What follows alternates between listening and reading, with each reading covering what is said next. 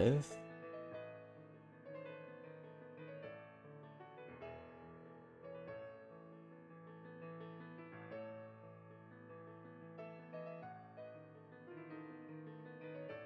Alrighty, Space Center today. I finished cooking all of Space Center last night and this morning. We're just gonna run the lines. I think I overall had some pretty good cooks. Gonna be reviewing the lines. I reviewed all the lines like twice, but just gonna do it one more time on stream as well before running everything. And yeah, okay. So let's get started with that. Alright,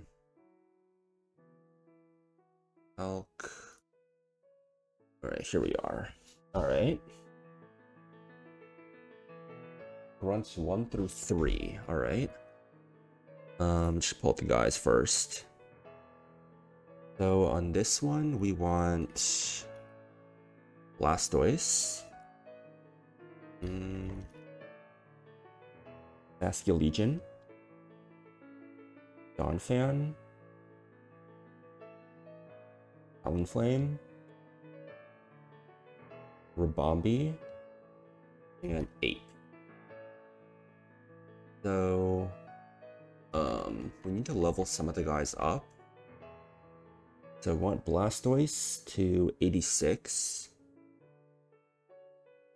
Donphan to 89. Talonflame and Rabombi also need to be leveled up. Okay. In terms of items, Donphan needs a Citrus. Talonflame wants a Lepa Berry. Rabombi wants the Choice Specs, and Ape wants a Charcoal. So let's go pick up Choice Item. We'll be using it for the first time here. I believe it's in Slateport. We can go over here. I believe it's this guy. We want to trade the leftovers for the Choice Specs.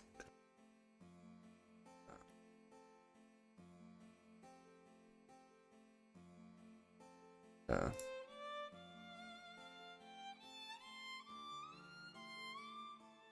grab everyone and import them into the calc along with Blastoise with its Mega.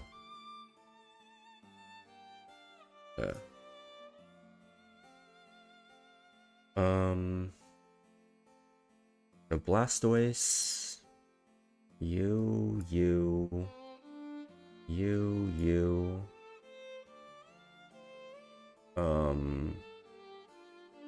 Regular Blastoise and Baskia Legion.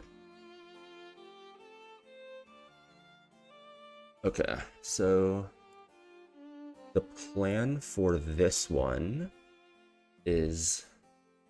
Hey there, good luck on Space Center. Thank you, appreciate it, and welcome to the stream. Hope you enjoy. So this Steelix is kind of tricky because it has Sturdy and Bright Powder and sets up rocks. It's not the worst thing in the world. It could have like Quick Claw or something, but still a bit annoying. So we want to lead Blastoise on this. Let me turn the music down just a bit. I'll be able to hear myself think. So it doesn't see a kill. So what is it? 97.5% of the time it's going to go for rocks. The remainder of the time it's going to go for Earthquake. We're leveled up to 86 so that if it clicks Earthquake and it crits, it's not going to see a kill with Earthquake the next turn, but most of the time it's going to set up rocks. We're going to bring it down to... That's why it doesn't have Mega Launcher. Blastoise Mega with Mega Launcher. So with Mega Launcher, Aura Sphere brings it down to its Sturdy. Bright Powder is negated because Aura Sphere can never miss. And because it's at 1 HP and it doesn't see a kill, it's always going to go for Boom. Even if rocks are not up on the second turn, the maximum score for Stealth Rocks is +7, and the minimum score for Explosion is +10. Let me just check that. I want to say it's +10. Yeah, plus 10 if it's less than 10% HP, so it's guaranteed to boom. We switch to Basque Legion, who takes 0 damage from the boom. It'll take some damage if rocks are up. If it doesn't, that is also totally fine, because we're going to be pre-damaged to be in range of Zebstrika, fast kill with the Zing Zap. We're able to just switch to Donphan here. On the Zing Zap, we take no damage. We're able to Rapid Spin into Knockoff, into Earthquake, and get the kill. We're never dead. This is going to bait Fast Kill from Simisear.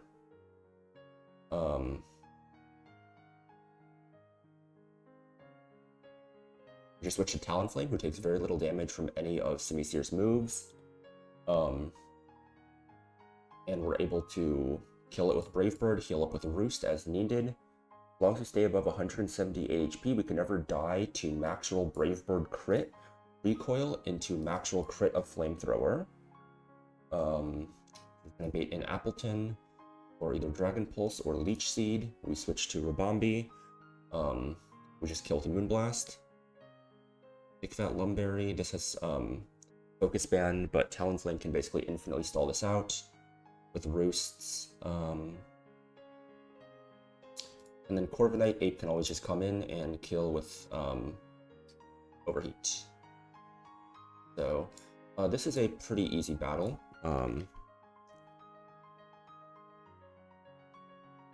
Should be a pretty easy battle. So level 86.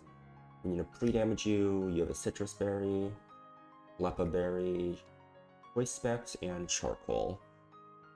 Not forgetting about our Nerve Weakness policy, Blaze and Focus Band. I guess if it gets in Blaze range, it's technically kind of annoying. Is it supposed to be the Intendant? Thank you for the follow. Appreciate it. Hope you enjoy the stream. I guess Blaze could be moderately annoying. Into Talonflame.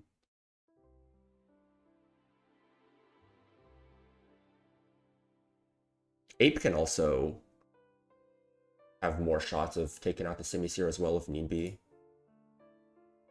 Thomas, thank you for the follow as well. And so far, well, yeah, kind of just in the home stretch now, so hopefully that one goes well. Could we have anything better to knock off the Simisear, maybe? What's my Drapion?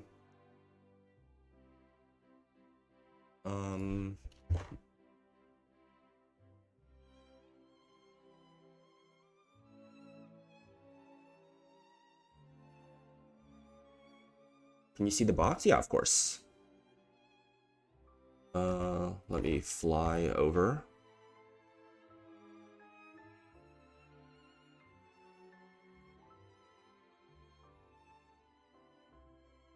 So this is the box, this is the party.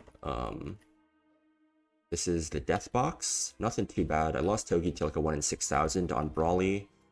But nothing else is too big of a loss. Got a lot of Mickeys. These are like the guys. This is Rapid Strike Shifu. And then these are kind of just like less useful guys. And the Protect bots down here. So yeah, got Prim. Not the greatest, but it's fine. Adamant Mega Medicham. Hydreigon. It's minus special attack, but it's fine. Pult, minus speed, but really good IVs. Sneasler. Shifu. Golly. Guts Ursaluna. Jolly Natty. Scaled attack and speed. Blaziken is good. I'm bringing Blaziken to Space Tag. He might not necessarily need to do anything, because Conkeldur's actually really good for that, but I am bringing Blaziken to Space Tag. I am indeed doing that. Let me look at something let me look at a line real quick. I might have something marginally better than what I have right now, because Simisear does have Blaze. Oh, we're playing around that Focus Band. Just trying to see if we can potentially get a knockoff. With Drapion here, instead of using Talonflame. So what's the maximum damage Donphan can take from Zebstrika? So we're coming in on a Zing Zap, and we're going to take 3 hits in total, right? So Citrus Berry is going to heal 68. We have 272. So we're going to take one Overheat, which is 121. Then he's at -2. The highest damaging move is Overheat again. So 61. And then after that, it's going to be Low Kick, which is 60. So we're going to end up at 98 HP when Simisear comes in. So it's basically fully random move. So if you were to go Drapion, you could pre-damage to guarantee Citrus proc, and then after that you're baiting Flamethrower again.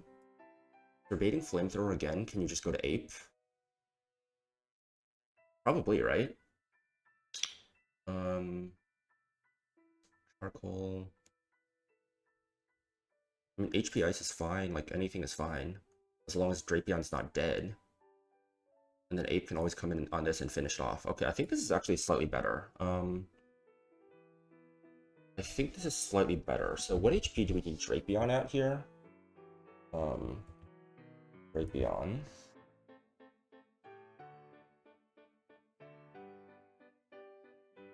Oh, I can also level him up to 89. I'm gonna do that real quick. This is why we double, triple check things. It's where I always find better lines.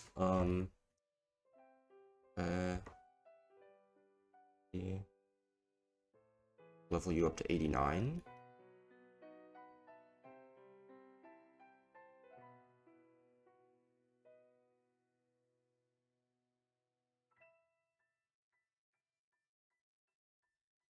Like, if you can optimize, you might as well optimize, right?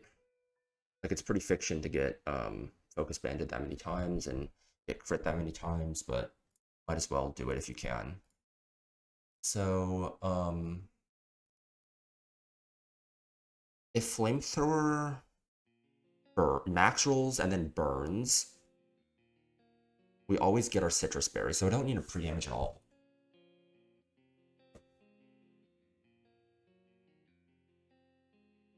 We don't need to level him at all.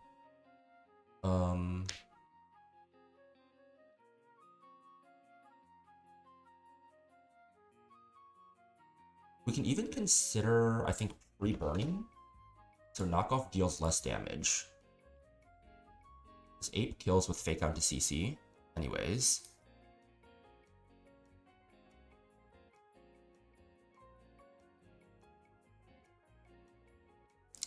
And if I am pre-burned, if I take a Maxwell Flamethrower plus a Burn Tick, proc Citrus, I'm never dead to the next one plus Burn Tick. You're in the exact same spot as me, but with Dragapult and Medicham and Sneasler, Prim and Conk. Thank you, yeah. This is definitely a pretty Mickey box. If I get Beedrill on to top list, then it'll be true Mickey, but as it stands, it's only like 9 out of 10 Mickey. No Jagged Pass Chomp. Lost Hoagie early to a fucking freak Brawly. I always survive this, right? Because if I go below half, I proc Citrus, I'm never dead. Okay. Okay. Then I go to Ape on Flamethrower, Fake Out, CC, always kills, does like 87, 88% min. It's Appleton, and it's very likely Dragon Pulse actually, which I'm immune to. Hates you, go back to you on a body press crit, does less than half, that also does less than half. Jagged Pass Chomp. No, Jagged Pass Chomp is cool. It has like major, I mean, it's obviously very, very good, but it has major 4 move slot syndrome, and can be speed IV reliant at times for sure.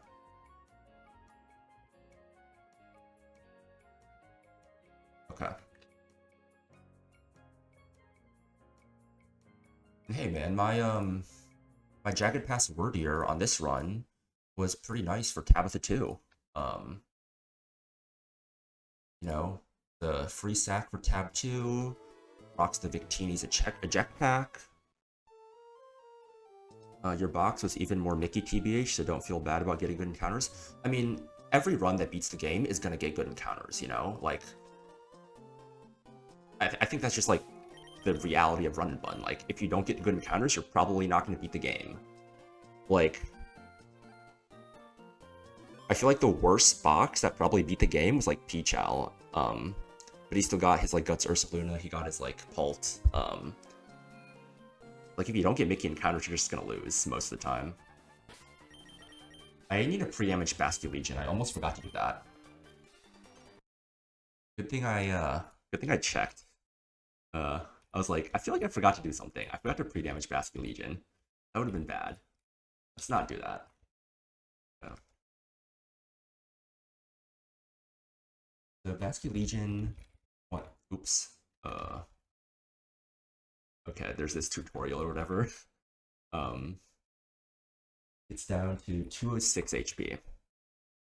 Basque Legion has a fuck ton of HP, so this is gonna take a while. I was watching AG's New Game Plus Elite 4 before this stream, and it was really sick. Very, very cool. Very, very cool run. Blastoise, level 86. Has Megastone, 206 HP, level 85. Citrus Berry, level 89. Citrus Berry, level 89. Choice Specs, level 89, and Charcoal.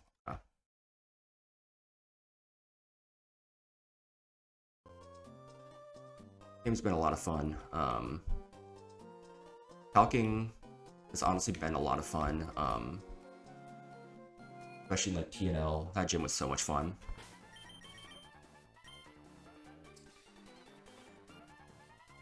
$206. I mean, I don't need to be 206, but might as well. It's not beating anything else. Not imagine doing New Game Plus. Definitely not with what I have left. Yeah, like, there's no shot I'm doing New Game Plus with this box. And also, like, I just starting a new job in like 2.5 months. I just won't have the time to commit to playing another run. So, yeah.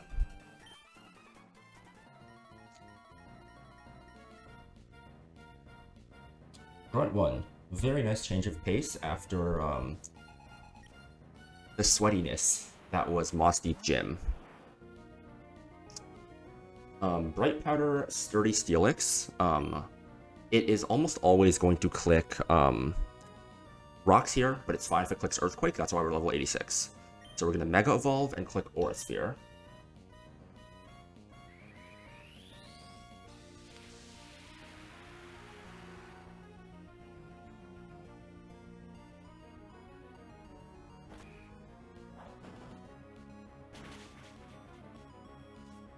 Survives with its Sturdy.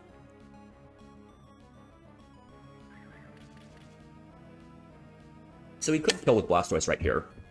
But there was some inconsistency if it decided to Rocks or decided not to Rocks turn 1. So we just made a plan that accounts for both. It's not very hard trainer, so we don't need to take like risks with too many divergent paths.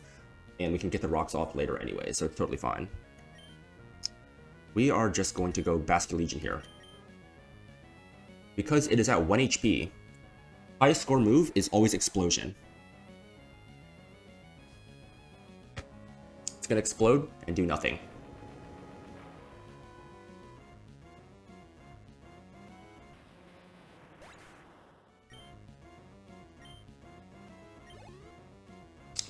Now this baits out Fast Kill from Zebstrika with his Zing Zap.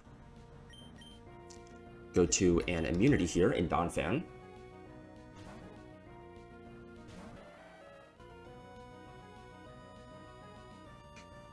Take a resisted rocks.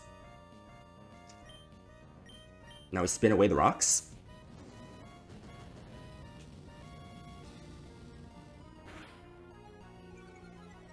Totally fine, we're battle armor.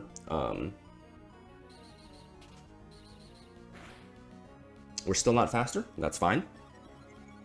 Now this has Focus Band, but we can knock off the Focus Band. This procs our Citrus.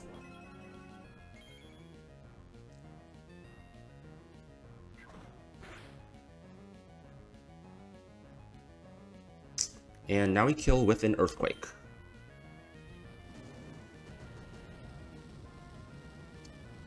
Now, at this HP, we still bait Fast Kill from Simisear. And it is fully random move. All moves see all rolls as killing.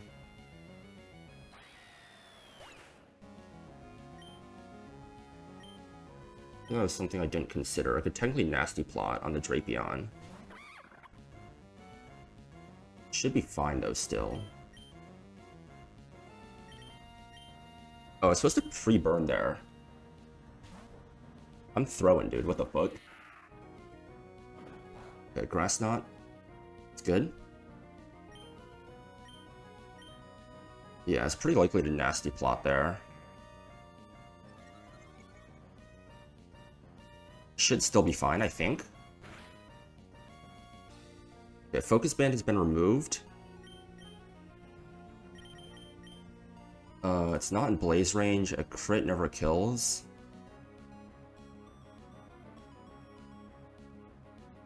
Crit isn't good, but it's fine. Does it ever make sense to pivot? Does it make sense to pivot Blastoise here, maybe?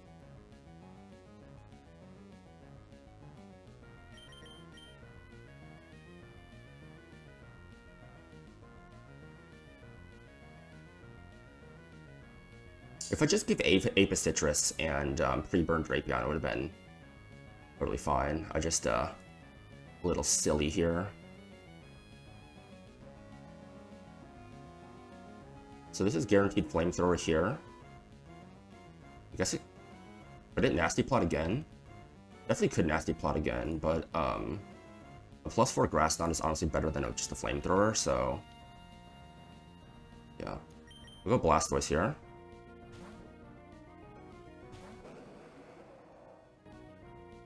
Okay. This should be guaranteed Grass Knot now.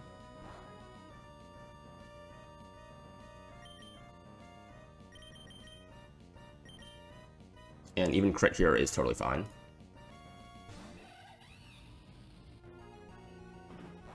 Okay. Silly me. I mean, this was technically riskless still, but took a little time to get there. No reason to fake out. We just click CC to kill here. This baits out Appleton. It actually sees a guaranteed kill with Dragon Pulse here. So it can't even Leech Seed, not that it matters, but it was a little more convoluted than was needed.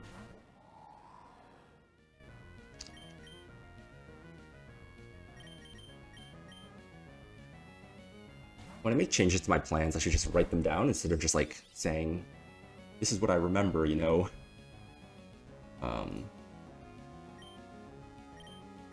Choice Specs Moonblast just kills here. Courtesy of Kecleon and our good Feist. So this is Corviknight now. It can click whatever the hell it wants. It can Body Press. It can Iron Defense. It can Agility. Whatever. Ape takes any one hit. And kills. With Overheat.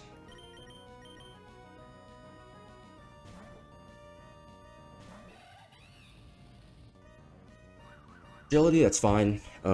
It's the same result as if it just Body Press turn 1.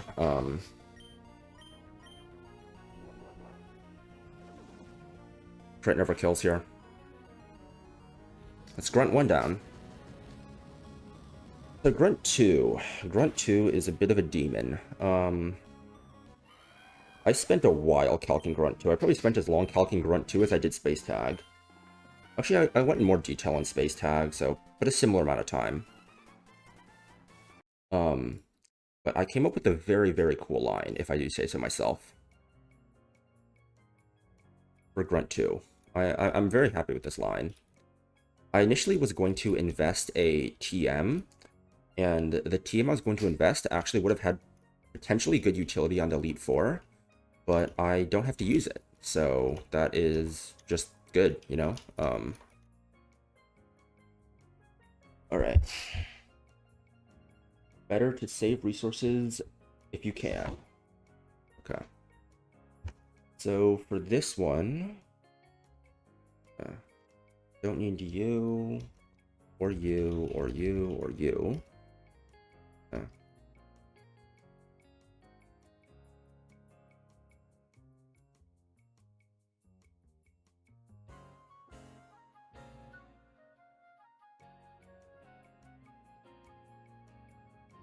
Alright, we want Altaria.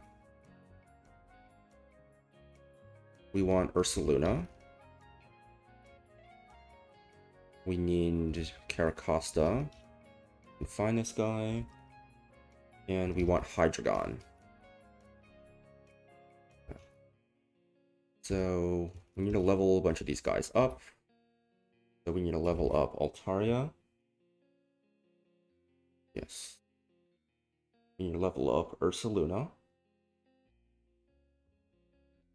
And we need to level up Hydreigon. We're leading Ursaluna. Then going Altaria, Ape, Caracosta, Hydreigon, Drapion. So you need a Citrus Berry, Megastone, Citrus Berry, Dragon Fang, Citrus Berry, and let's get our pre-damages done first. So we need to pre-damage Altaria to 200 HP.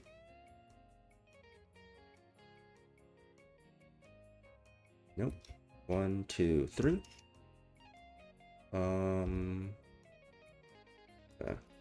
Next we need to pre-damage Ape to 254. Okay. The 2 more, 1, 2. Next we need to pre-burn Ursaluna. Yeah. Next we need to go to Mauville City. We need to teach Ice Punch to Ursaluna. And we have Brick Break right now as a flex slot, so we get rid of Brick Break. And the last thing we need to do is go up here to Fall Arbor Town. I'm going to import everyone just into the calc first, review my line before pre-toxicking our Drapion. Okay. Okay.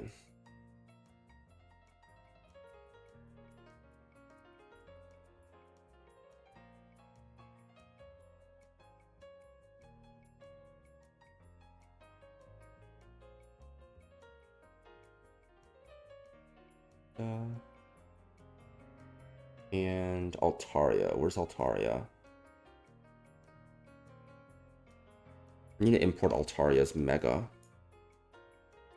Altaria Mega with Pixelate. Where's base form Altaria? There we are. Okay. Okay, so we're leading Ursaluna here. We're intimed, but we still show this guy a fast kill. So he cannot counter because we showed him a kill, so he has to go for highest damage, which is close combat.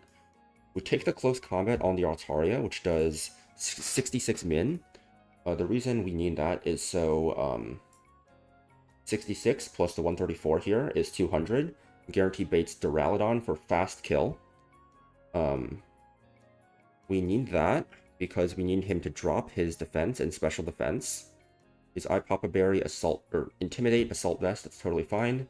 After a drop, we killed Moonblast. We need the drop because without it, Moonblast doesn't kill. We would need Hyper Voice to kill. So we're saving the Hyper Voice TM. Hyper Voice can be pretty good on Prim into the Elite Four if you're planning on using it against Suicune. I mean, I guess Perish Song is probably, you're probably scaling Perish Song if you're really doing that, but either way, keeping Hyper Voice is never bad. Might as well save it if we can. Baits out Duraludon for fast killed Heavy Slam. That way it cannot set up rocks. Rocks will be plus 9 max, whereas fast kill is plus 12 min. It's only ever Heavy Slam for fast kill. We switch to Ape. We get the kill with Fake Out into Overheat. We're pre-damaged, so that Mineral Heavy Slam baits out Arrow. 232, 232, 22, 54. 254 is correct. So this is either Dual Wing Beat or Dragon Dance. Either is fine. We're just going to go to Ursaluna. Ursaluna Ice Punch always kills. Even if we get quadruple max roll crit by Dual Wing Beat plus 2 burn ticks, we are still always baiting in Darm here. Doesn't Secret Power just kill it? Secret Power from who? Who's clicking Secret Power here?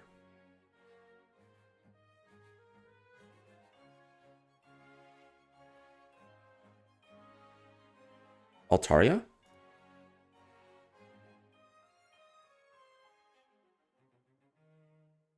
Wait, what?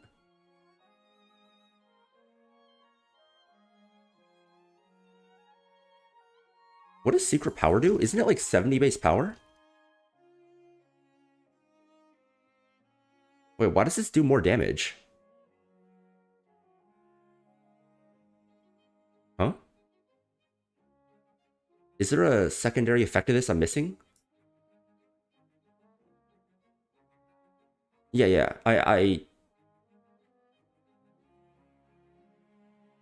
Oh.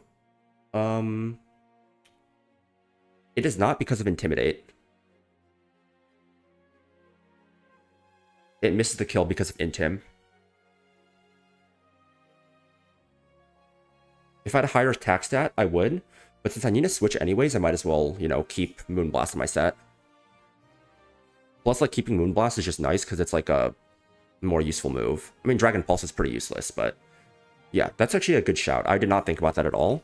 I'm not used to I haven't, like, the only time I'm ever thinking about Secret Power is, like, on Museum with, like, a poison type, with, like, a Beedrill or a Quillfish.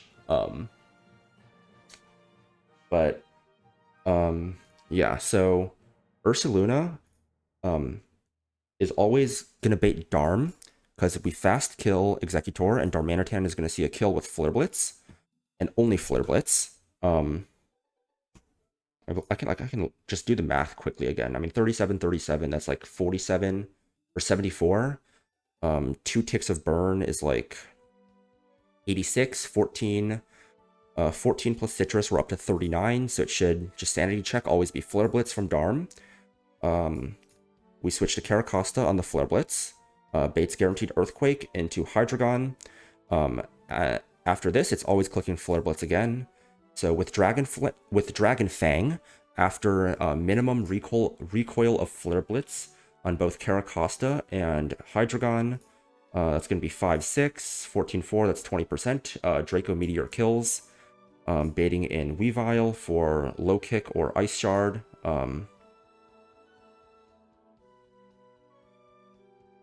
It'd be fast out damage, always taking precedence over slow out damage.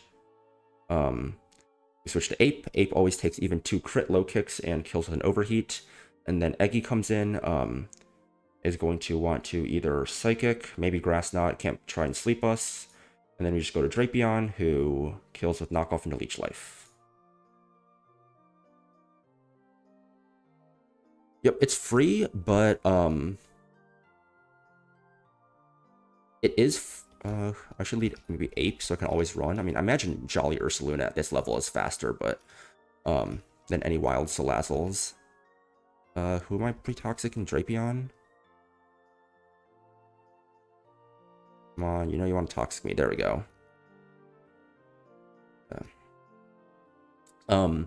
But like you don't want to delete any of these moves. It's not that like you can't get the move, it's you don't want to delete moves. Is what I'm thinking at least.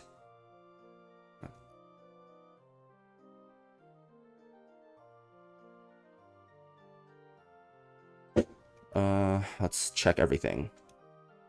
So you have Ice Punch, Reburned, 89, Citrus Berry. 200 HP, Altaria Knight, level 89. Citrus Berry, 254 HP. Citrus Berry, this should not ever come up, but I threw it on just in case, I don't know, like max roll crit burn maybe. Dragon Fang here, level 89. We're never dead to crit. And then Citrus Berry, pre-toxic, level 89.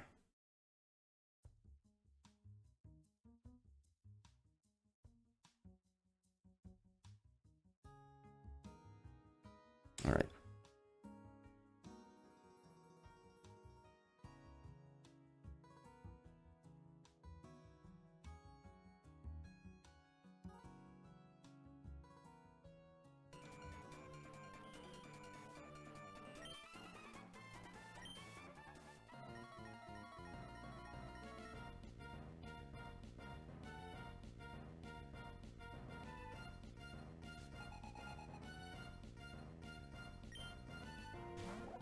Wait, why does this guy have a name? I thought most of the grunts didn't have names. But I guess this guy's name is Zerk. Alright. So we have a guaranteed close combat here. Switch to Altaria. It cannot click counter because we showed a kill, and it doesn't have Sturdy or Sash. We're doing this to drop its defense because we just barely don't kill without the defense drops from close combat. So now we Mega Evolve and click Moonblast.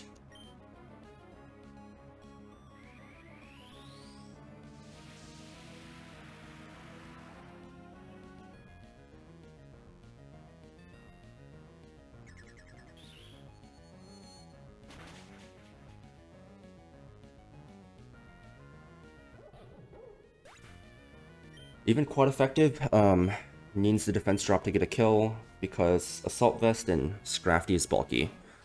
So now it baits out Duraludon for fast kill with Heavy Slam. We want to make sure we're showing it a fast kill instead of a slow kill because we don't want it to be able to set up rocks. I was initially considering using Primarina for this, but Primarina does not work because there are overlapping rolls with Body Press and Heavy Slam. There's like 2 overlapping rolls, which is a 1 and 256. But if we can mitigate that risk, we might as well mitigate it, right? So now we click Fake Out.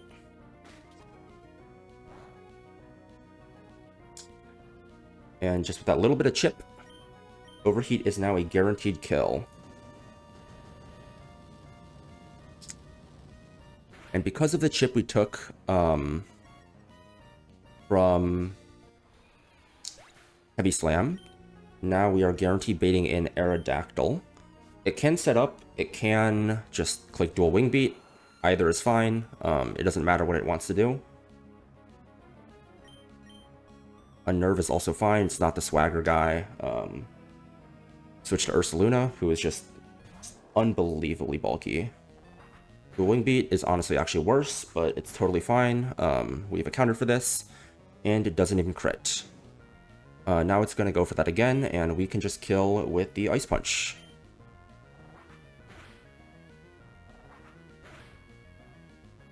Does this proc our Citrus? It does, I think, after burn. So now Darmanitan wants to come out for fast kill. Oh right, it procs here because of Unnerve. I was like, wait, I think that's below.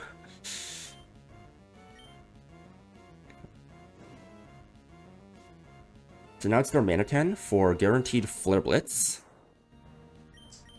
This guy is the main demon on this fight, but we have to use 2 Mons for this guy, but we can beat it with 2 Mons.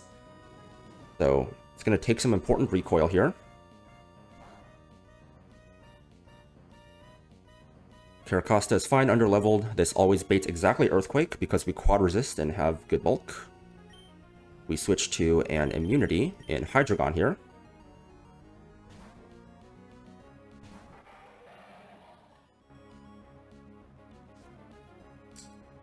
And it's going to click Flare Blitz again. With the recoil it takes from that and Draco Meteor, we kill it.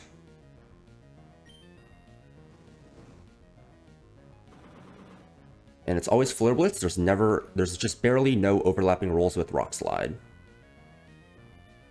Even if it got double minimum recoil, Dragon Fang Draco from minus special attack Hydreigon still kills. Now this is going to get Weavile.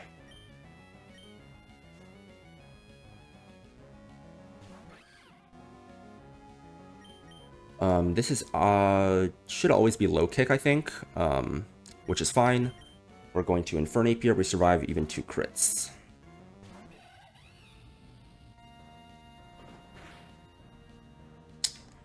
Is there any reason to click CC here? No, guaranteed psychic from Eggy. So we just click Overheat. I believe it's Inner Focus. Wait, this guy's Bright Powder.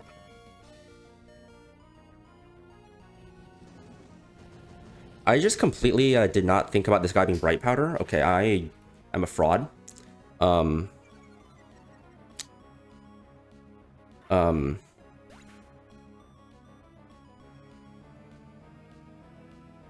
Yeah, I don't know what to say. I think I'm just a fraud. I think I should have gone Altaria to get Ice Shard into Ape. Never punished though. I don't know how I missed that. That was Bright Powder.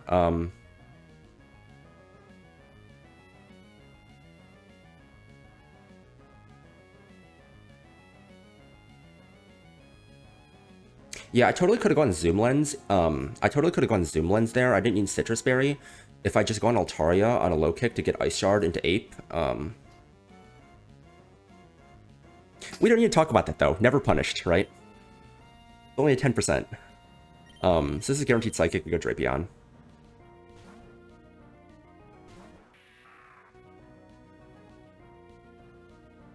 I had a riskless line there. I just missed something. So we're knocking off the Quick Claw here.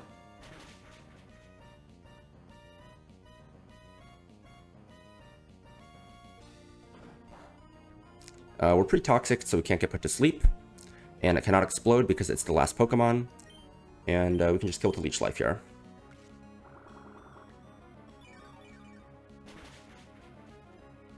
Okay, we should have gone on a item check again. Item and ability check. I did not do that this time around, but gotta make sure we're doing that. Oopsies. Haha. I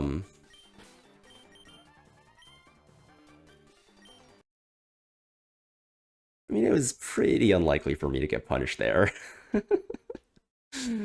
Well, Taria probably would have been fine. We don't even talk about that.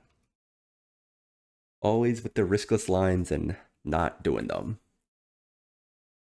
We're getting some dumb shit. Okay.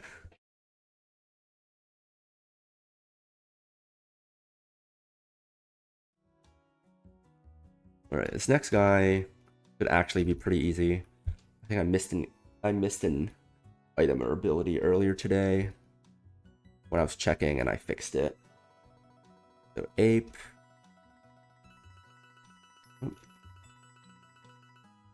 So this one needs Donphan, Basculegion, Ape, Cammy, Turtonator. Are we leveling Turtonator? No, right?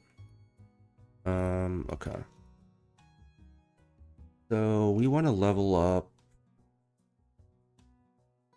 Basculegion, Hamilton,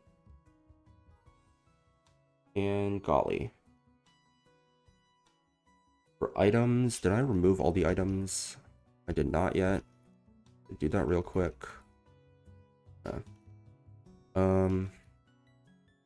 Donphan wants a Citrus. Basculegion wants the Zoom Lens. Ape does not need an item. Hamilton wants the Assault Vest. So I need to go trade for that real quick, and then you can just be Oranberry. Do I have a flyer among these guys? No, I need to go grab a flyer. Okay. I'll go grab Holt.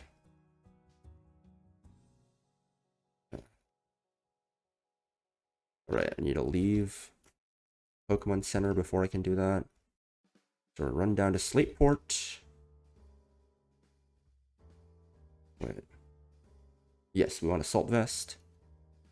So Assault Vest only works if you have 4 attacking moves, and we have 4 attacking moves here. Okay.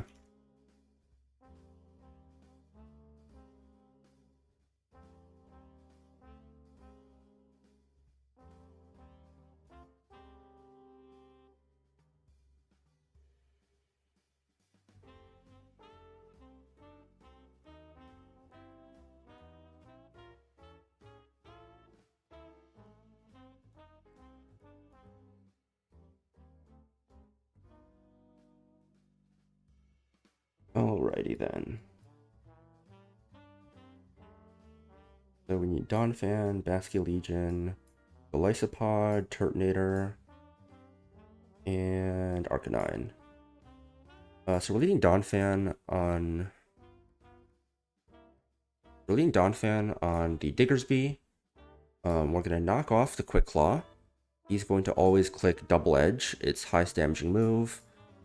This is going to proc our Citrus Berry. And even if he max rolls, the only move he can click is going to be Double Edge. Because Double Edge into Earthquake does not kill with Citrus Berry. Just quick 68, 56, 124. Yep, that makes sense. So it's guaranteed to go for Double Edge now. We switch to Basque Legion. After the knockoff chip, it no longer has its Quick Claw. So we're able to just kill it with Liquidation. It does not have any priority moves. This is going to bait out Silvally for fast kill with multi-attack. We switch to Ape on the multi-attack. We just kill with Overheat. We want to pre-damage to 69 plus 147, which is, I think, 216. Yeah, 216 to get Rabombi Moonblast. That way it cannot ever Quiver Dance. Wait, no, we show fast kill to Rabombi. I don't know why I thought Rabombi was faster. This line is stupid. It's not stupid, but it doesn't work. It would go Arcanine, right? Because we show fast kill to everything else. Yeah, it would guarantee be Arcanine for CC.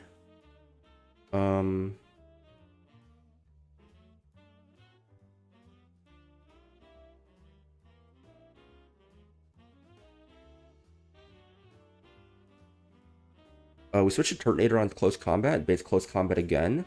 We go to Basque Legion, who takes no damage from the CC. After it's dropped its defenses with close combat, Zoomlin's Liquidation kills. Always close combat? Yes, it's always close combat. Okay. Let me just edit my notes real quick. Kill with Overheat. Baits Arcanine. Since we show fast kill to everything else, switch to Turtonator on CC. You drop defenses, switch to Basque Legion on CC. Kill with Liquidation. Baits Rabombi.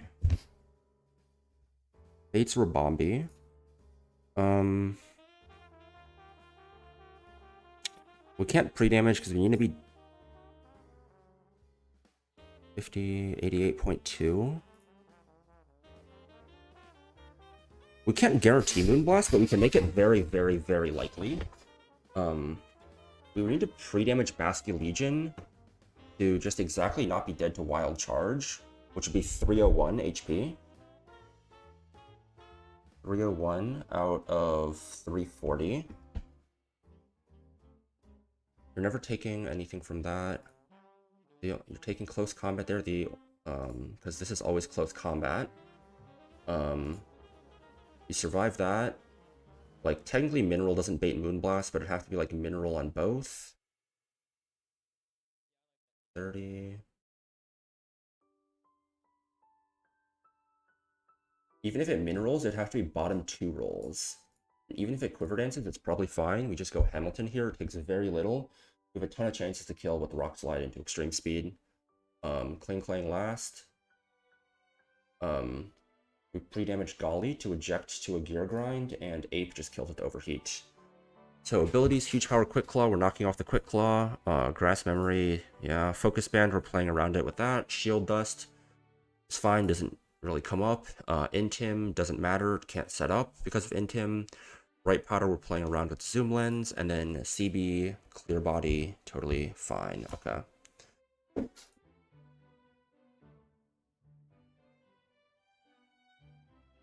get our pre-damages in then.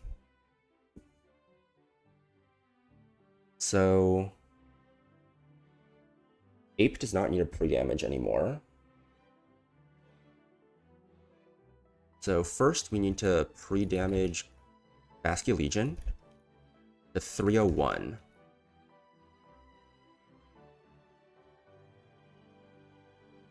Two more. 1, 2. Antidote. Citrus Berry, I do need. Might as well go Citrus Berry on you. Doesn't matter. And then I need Golly to 172. A little lower. It's fine as well.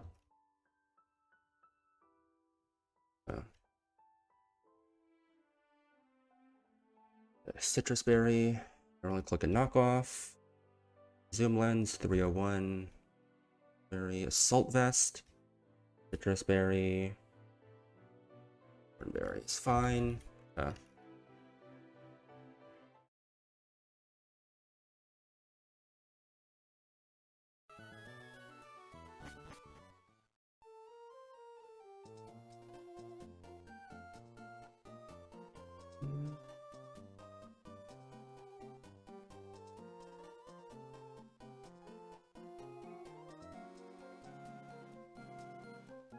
Raspberry.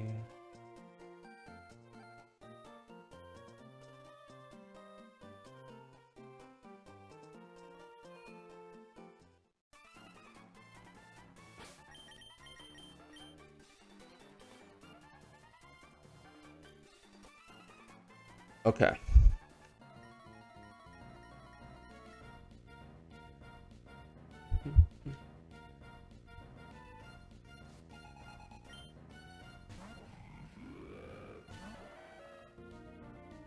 Alright, Quick Claw, Huge Power, Diggersby. We need to knock off its Quick Claw.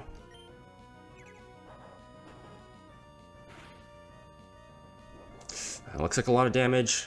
We never die because of battle armor. We heal up to guarantee double edge again. Crit plus recoil never kills. Now it's going to double edge again. We have an immunity here.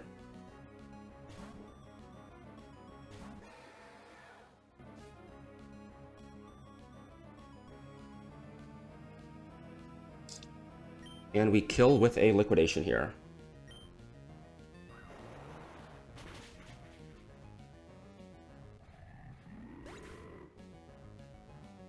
Yeah.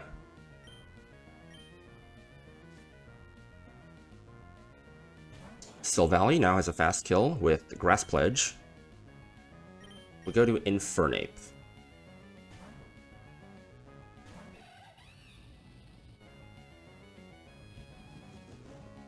Take very little damage from this. And we just kill with Overheat. We don't even need to fake out. Now we show fast kill to both Kling Klang as well as Rabombi, so it has to go Arcanine.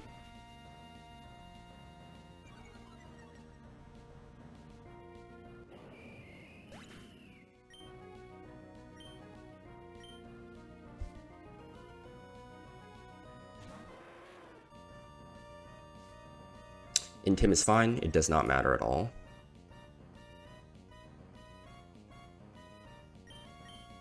This is going to be close combat. We switch to Turtonator, very physically bulky.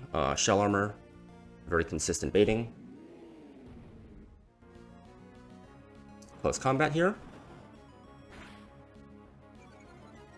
This, very importantly, drops his defense and special defense. Now we want to switch to Basque Legion.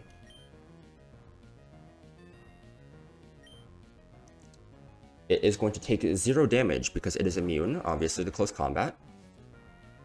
And we get around the Bright Powder by holding a Zoom Lens. We are pre-damaged to exactly never be dead to highest roll of Wild Charge crit. We kill with Liquidation here.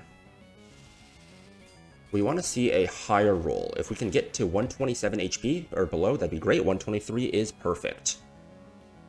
Because this way, we're always baiting Rabambi to go for an attack, and therefore it cannot go for Quiver Dance.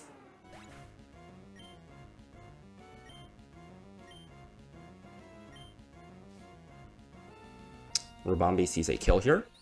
It's always going Rabambi. We go to Assault Vest, Hisuian Arcanine. We're taking very, very little damage here.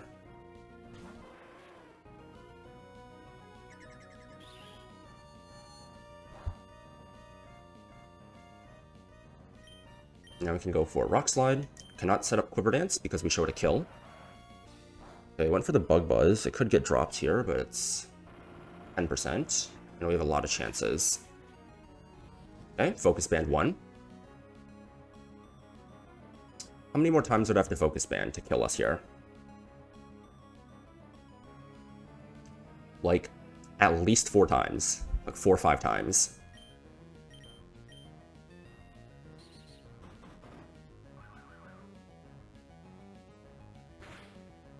Okay, there we go.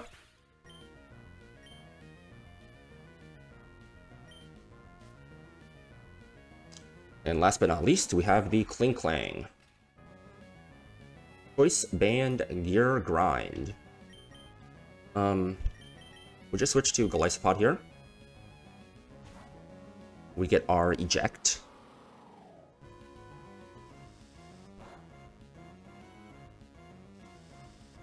It's a very cool animation. I like it.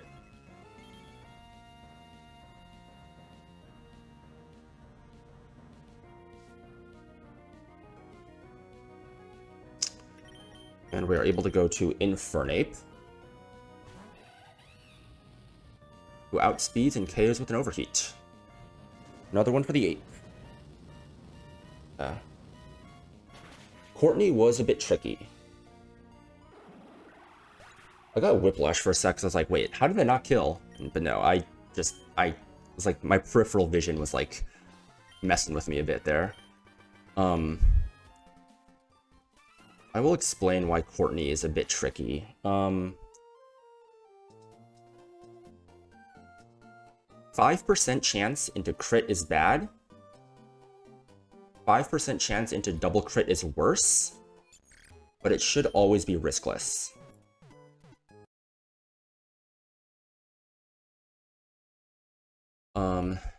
If a 5% doesn't happen, it's basically free. That's the first 3 grunts done. Now we have Courtney. Okay. So you. Ooh.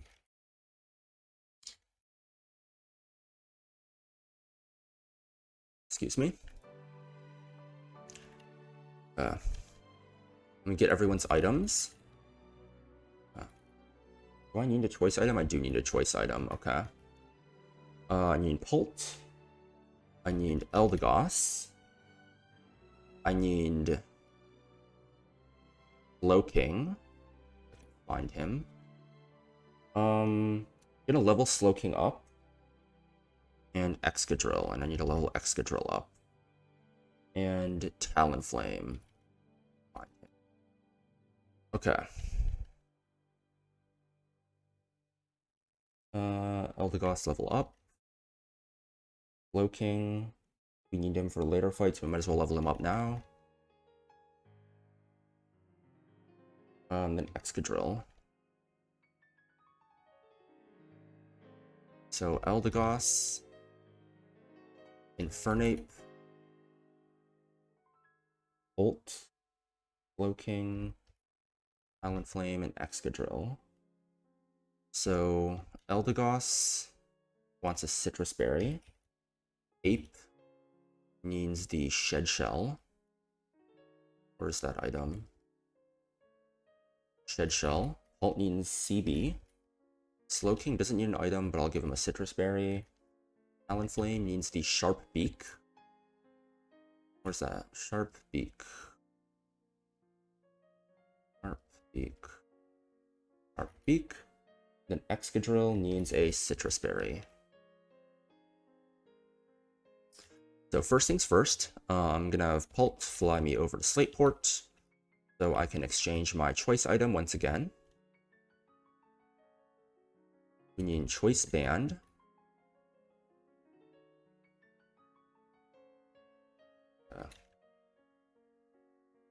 Choice band. And then we need one more pre-status. Okay, so we're gonna go over to Fall Arbor.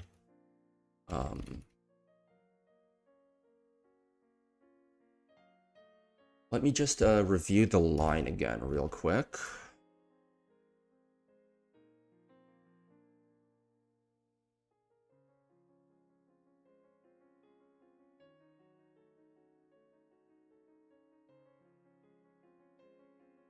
Okay.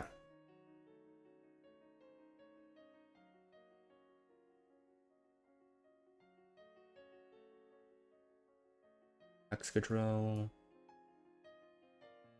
Repara, but I don't need to do that yet. Talonflame.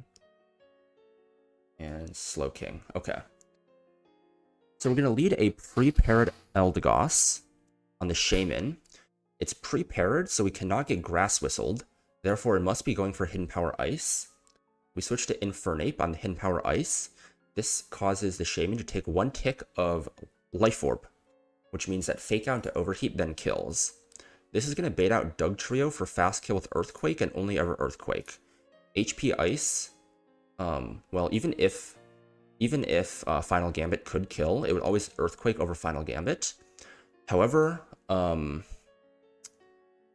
this was kind of a pain in the ass when calking. Give me 1 sec to pull this up. AI document for Run&Bun. Memento. Even at full health, it can be plus 13 Memento, and fast kill can be plus 12.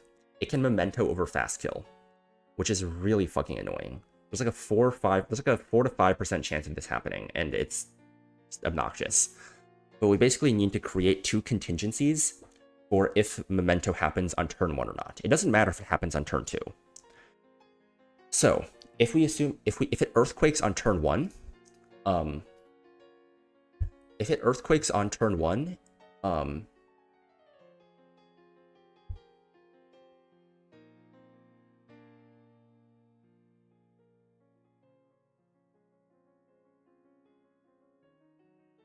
wait, what? This is not what it looked like in my calc. Oh, jeez, what the fuck? Am I stupid? Shit.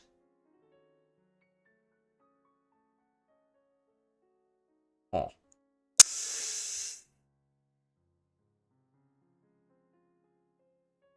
Oh, wait, no, I think I accounted for this, right? So if Earthquake crits, it can do a maximum of this much, 213 over 4, which is 53, minus 150. Yeah, so we'll end up at 116 HP. Oh, yeah, okay, exactly. So the lowest HP we can end up is at 116. That's the last thing we need Eldegoss for, right?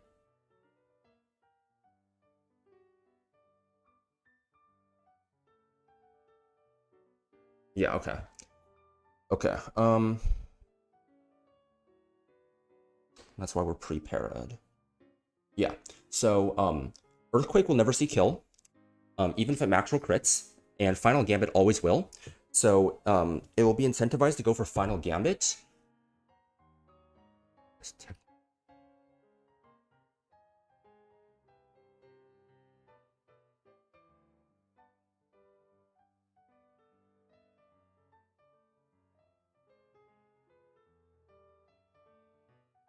Shit, it ties with highest damage.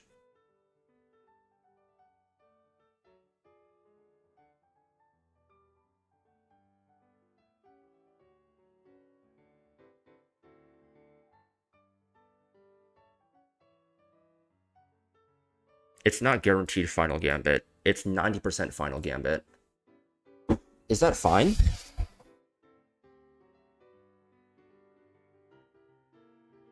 If it goes for EQ on Pult, it deals 65%. That's if it crits. I still get the chain. 5.1.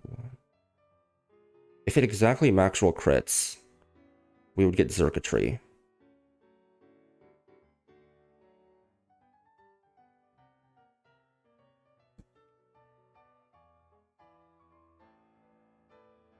Oh, fuck.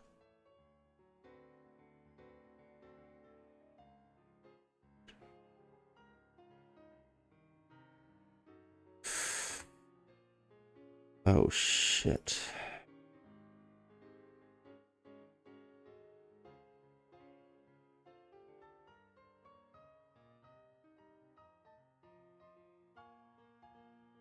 I have an idea. I could go Golly. It would have to be guaranteed Earthquake or final... or Earthquake or Memento. Or pre-damage to Earthquake.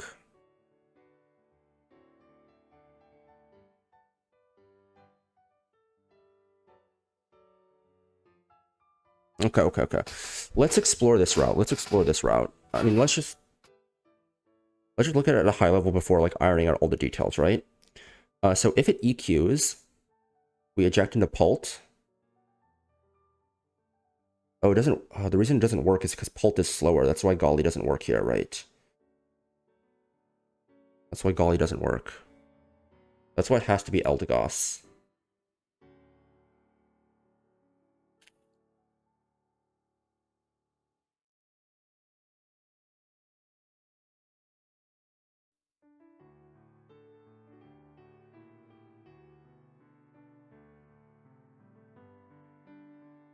What if we're at 183 HP? Do we eject? No, we don't. Earthquake does not... Especially not without Gem.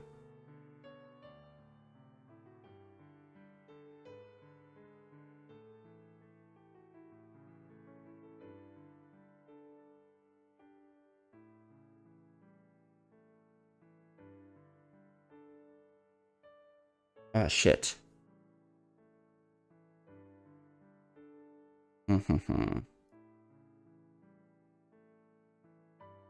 Smoge.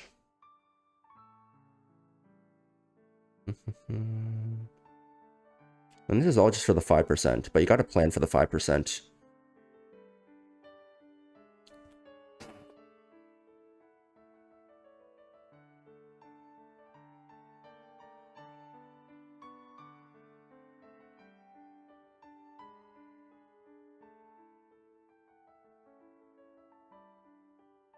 Definitely still go for highest.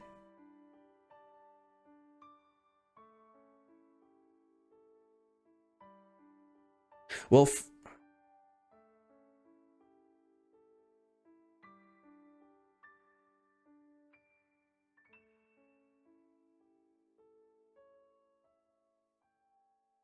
still be Tyrantrum. It would have to be... It's 1 in 2,560 to get Circuitry before Buzzwole.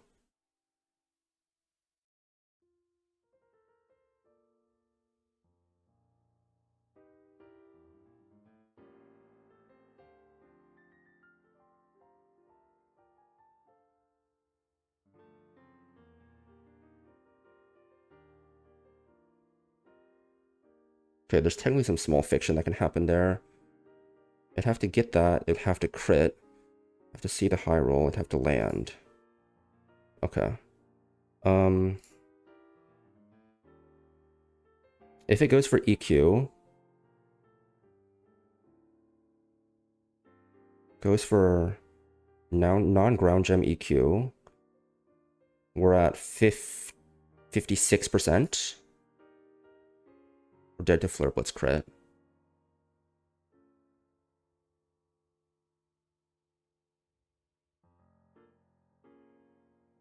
We're still chaining Tyrantrum. Are we?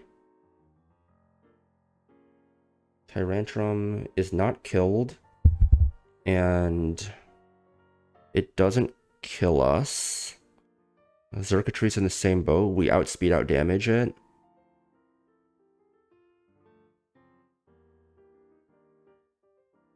Oh, it does just go Buzzwole, doesn't it?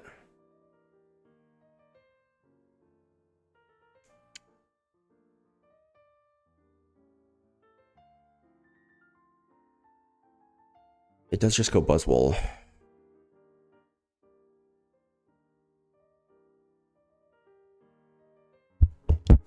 Oh, my mic.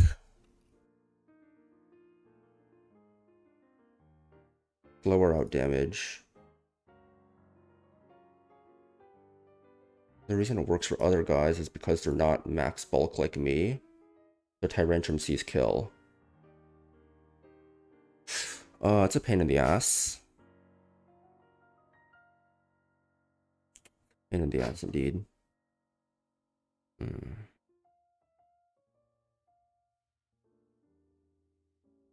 Also, a lot of people scale their pulse to lonely, right? Or not only neutral, but minus. Damn, I might need to recook Courtney. Sucks.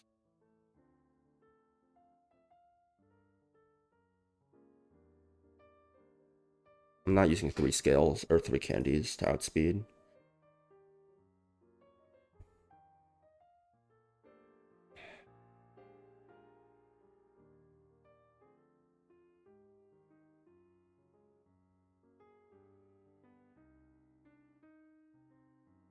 So it's never Final Gambit, and it's never Rocks. It's always EQ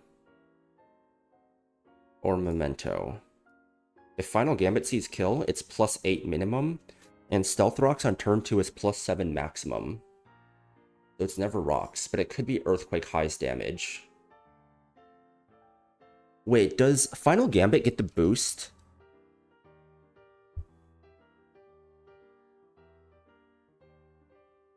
Still have a check to see if they kill the target mon. If so, the above boosts for kill still apply.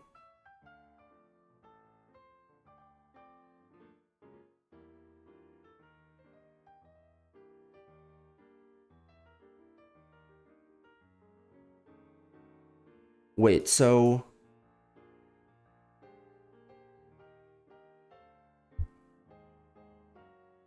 Yeah, it makes sense that Final Gambit would not get the... It would not get the boost for killing. Because that's what this +8 is.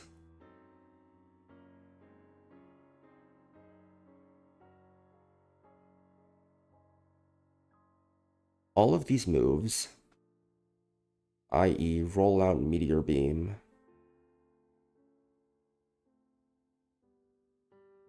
they're never considered the highest damaging move.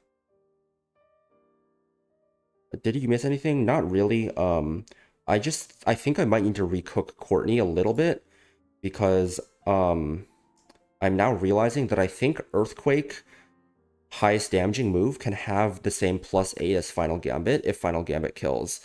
I'm pretty sure Final Gambit cannot get the +3, +6 from fast kill, slow kill, right? Or can they?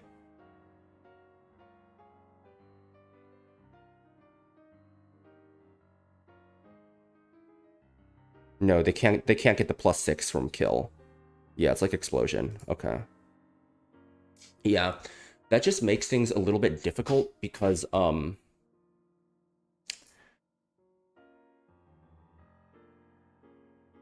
if Pulp gets earthquaked, that's bad. No, EQ is not going to see kill.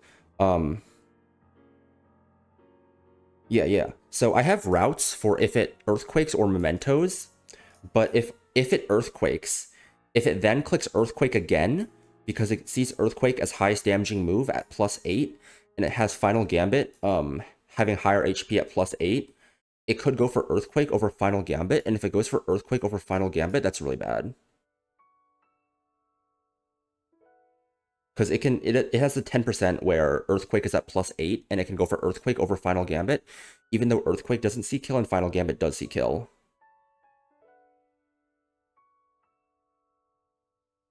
I think the only way around this would be if you have like a drift blim. No, but then it would rocks.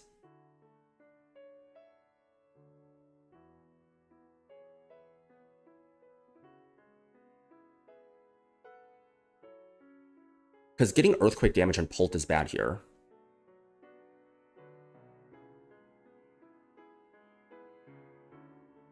Where does he get in on? So the start of the line is consistent. We have a pre-paired Eldegoss. Baits exactly HP Ice from Shaman. Ape takes that. Shaman takes 1 Life Orb tick. We kill with Fake Out into Overheat. This baits in Doug Trio for fast kill. We have Shed Shell to escape. We go to Eldegoss on the Earthquake or Memento. If it's Memento, it's fine. We have a line. If it's Earthquake and it crits, we have Citrus Berry to heal us out of the next Earthquake. So Earthquake never sees a kill. And Final Gambit always, the Doug Trio always sees that it has higher HP than we do. So Final Gambit is +8. But even though Earthquake doesn't see kill, it can still be +8. And then I'm planning on going to Pult on the Final Gambit, but if it clicks Earthquake, it's bad.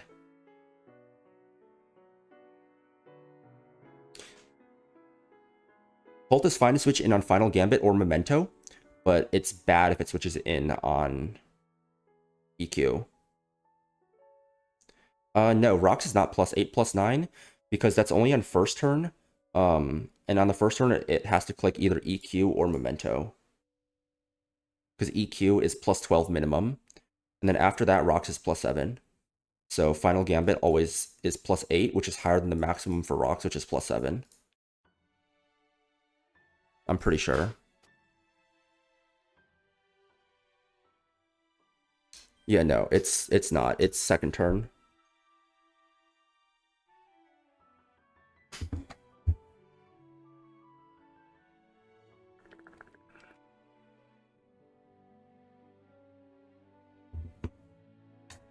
Otherwise, I think I have to...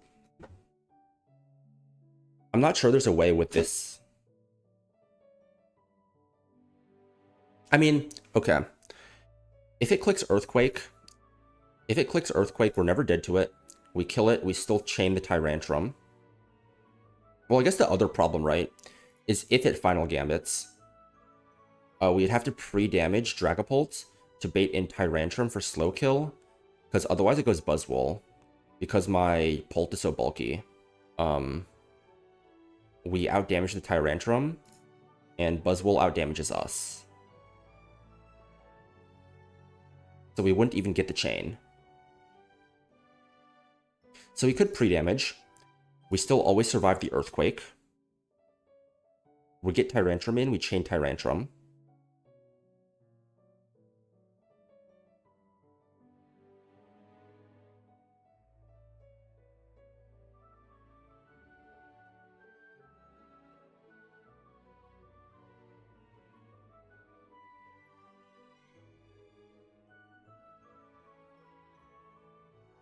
Yeah, no, that's my current plan. That's my current plan. I could afford damage on Pult, but it would mean that... Oh shit, you're right. I do need Shed Shell on Eldegoss too. Yeah, I can't be Citrus. I need Shed Shell. Oh. That's actually a good catch. I would have fucking lost my Eldegoss. I would have lost my fucking Eldegoss if you did not remind me of that.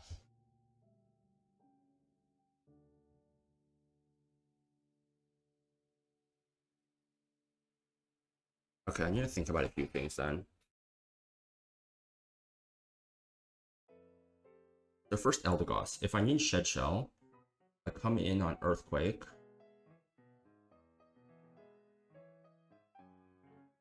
I'm risking Eldegoss to double crit.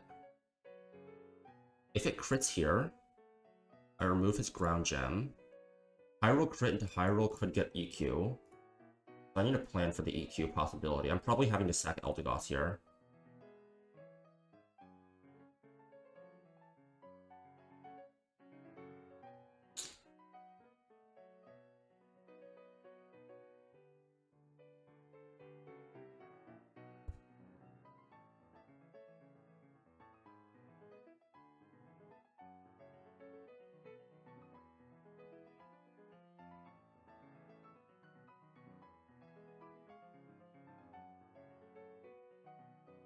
Yeah, we do.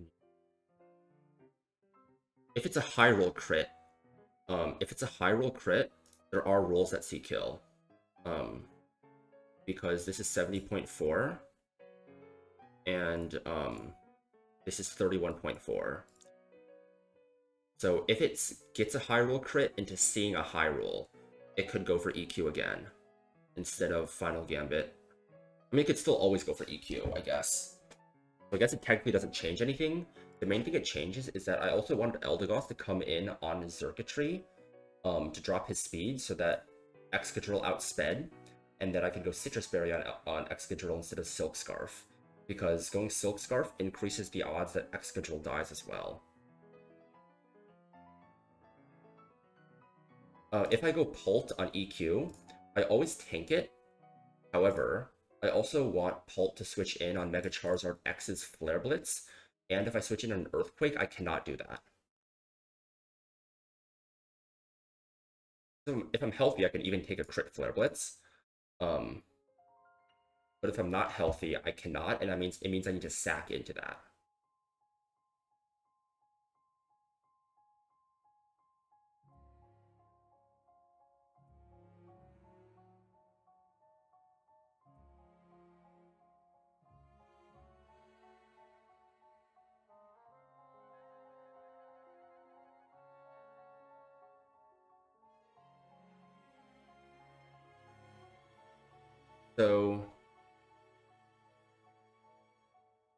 So that basically means, what does Buzzwole do? Sharp Beak Brave Bird just kills. I was planning on having Slowking switch in on an Ice Punch, bait Leech Life, and then just kill with Brave Bird. It's the only way I have of killing this Buzzwole. Besides Ape Overheat, and I would need a damage boosting item. Well, I guess I could use someone else to kill the Shaman, and maybe I could roll compress with Ape killing the Buzzwole solo. I'd have to pre-toxic and then just kill with Charcoal Overheat. Yeah. No, it doesn't. You don't sit on this. Can anyone else kill Shaman besides Ape?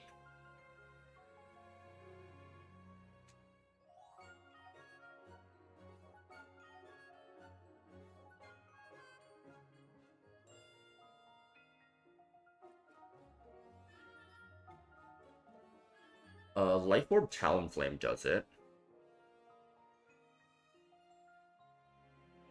Wait, what? Oh, it's because I have Sharp Beak already. Okay. Yeah, Ape can kill Shaman with this line.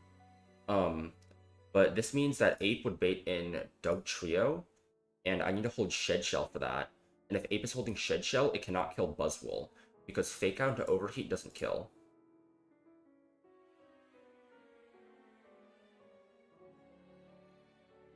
How else can I kill Shaman here? Leaf Flare kills you. Earth Power does way too much here. What about this guy?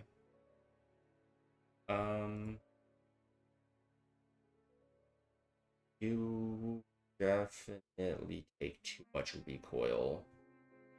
If EP crits, you're dead to recoil. Oh, you're also not. I guess you would be, like...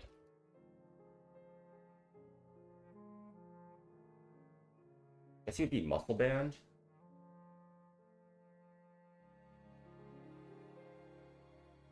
Just sent to Scorch Bait. Earth Power. Bait's Dugtrio for Earthquake.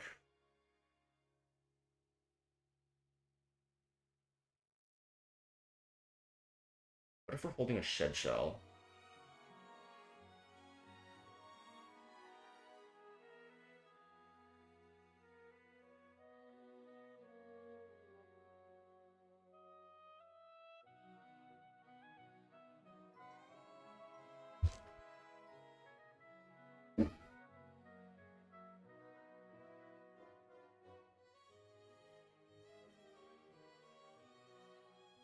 What if you killed with 2 Leech Lives?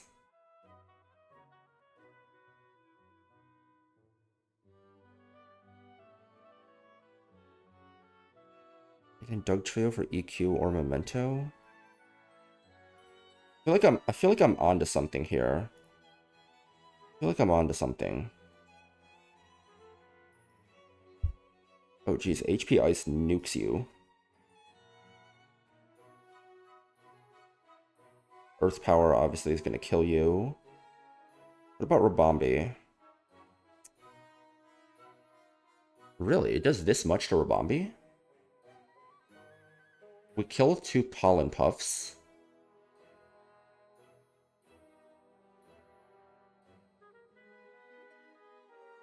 It would bait Doug Trio. I might be onto something here. I might be onto something here. I might be onto something here. Might be onto something here. Figure out how some of these guys fit into the picture, though. Where's my Rabombi? Okay, so Rabombi...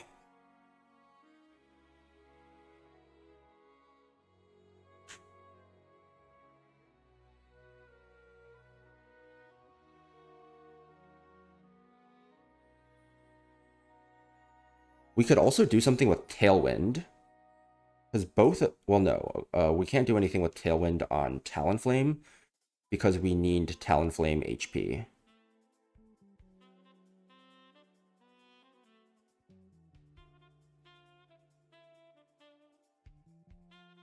The question is, what can we do with Tailwind?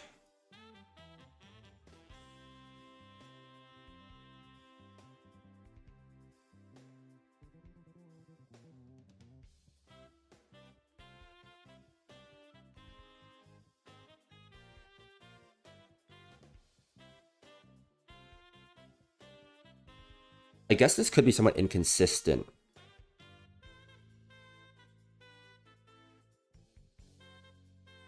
Because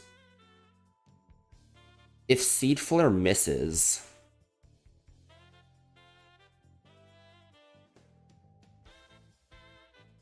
If Seed Flare misses, we're not baiting Doug Trio. It's only if Seed Flare hits that we're baiting Doug Trio for fast kill. Does Golly lead kill? Could take a look. It'd have to be Choice Band. And we need Choice Band on Dragapult to, I mean, we don't need it.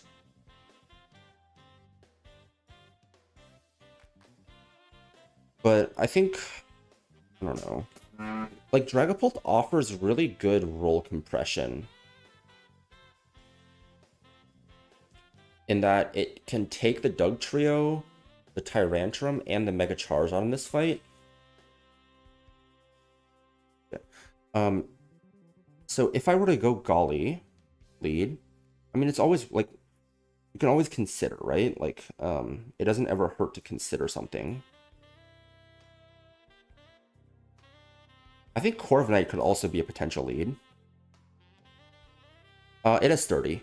Or it has Focus Sash. The reason Dragon Darts... there's a quirk with the Dragon Darts in this game's AI. Basically, it sees that... it doesn't see that Dragon Darts hits twice. So, it's going to send in Tyrantrum saying, like, oh, I have slow kill on this guy and he can't kill me. But... Because it has Sash, but Dragon Darts goes through Sash. So that's why you kind of want CB on this guy. Life Orb can also do it, but if you're coming in on, like, EQ, Life Orb, the recoil it takes to kill 3 guys, it gets kind of sus, you know?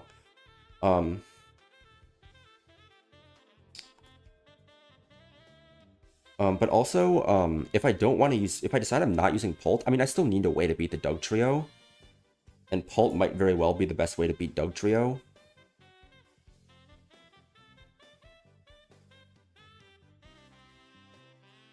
I guess if I remove Tyrantrum, I could use Talonflame as a counter to the Doug Trio. I can just kill it with Brave Bird. Kill you with Brave Bird. How much recoil is that? 43, 25? How much is 43 plus 25? Wait, no, is that 4? Yeah, 43 plus 25. 68.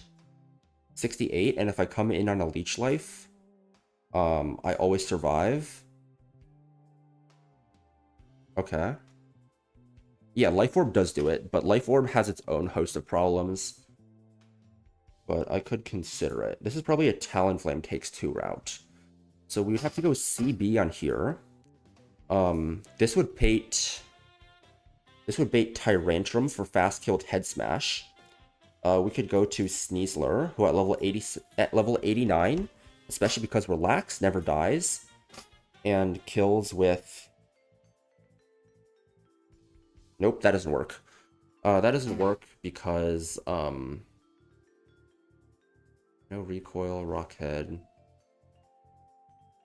It doesn't work because Fake Out into close combat is not a guaranteed range. I would need Black Belt. And if I'm holding Black Belt, then I just get trapped by Dugtrio.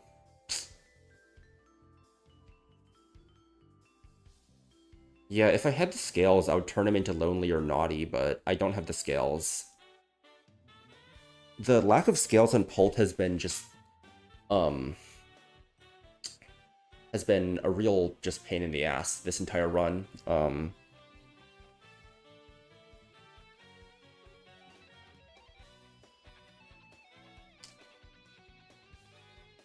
Okay. What if I'm not going Sneasler? What if I'm going Excadrill on the Head Smash? Head Smash is not perfectly accurate, right? Head Smash. Yeah, it has 80 accuracy. This would be baiting close combat.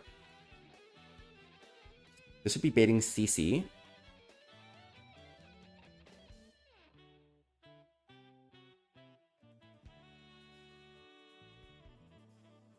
No, this doesn't work.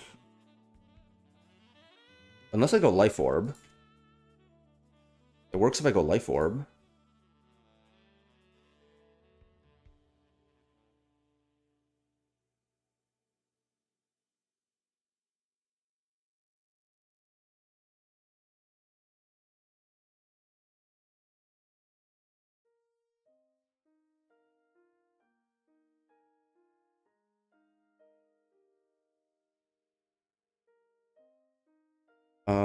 You'd be killing with darts, coming in on a close combat. This would then bait Buzzwole. You do the whole Cloaking, Talonflame. Talonflame kills Buzzwole, baiting in Xurkitree for slow kill with Thunderbolt. You go Excadrill.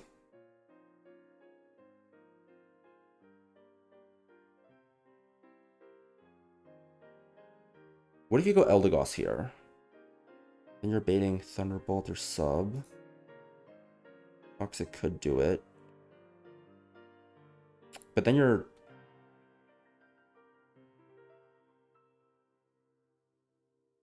Final Gambit. EQ Memento.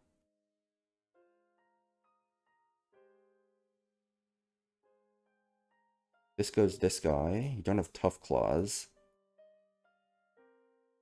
You still need a way to...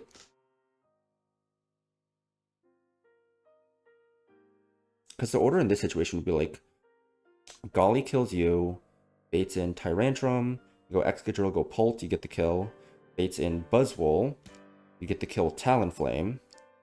Talonflame baits Xurkitree, Xurkitree gets the kill with Excadrill. Even if you can find a way for Excadrill to hold Shed Shell, you're switching Talonflame in on Dugtrio to get the kill there because you outspeed. Then Mega Charizard or Charizard comes in at the end, and it's going for random move, and you need to sack someone anyways.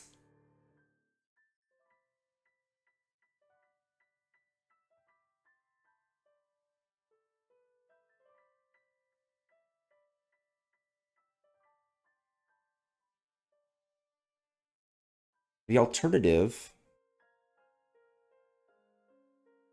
No, you cannot bait Dugtrio in with Golly because you need CB to kill. You need CB to kill, and if you're holding CB, you can't switch out of Arena Trap. Yeah, Slow King is the pivot, because I can't switch to Talonflame on the Ice Punch, because if Ice Punch crits, I'm not able to kill the Dugtrio, and also I can get frozen. So I need to get Leech Life. I need to get Talonflame in on Leech Life.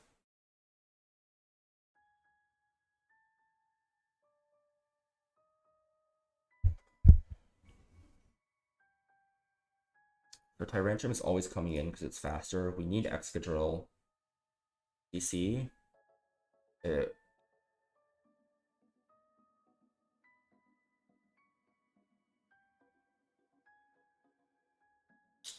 If it's CC, I could go Sneasler, but then I'm probably out of slots, right? I also do need Pult.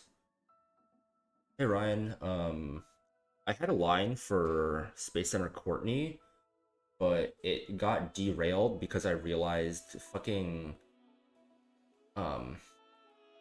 Last Resort. Even if Last Resort sees a kill, it can still go for highest damaging move over Last Resort because there's a 20% chance of +8 on Last Resort. And that fucked up my line. Stug Trio fucking blows, dude. I mean, I could have a pivot on Charizard.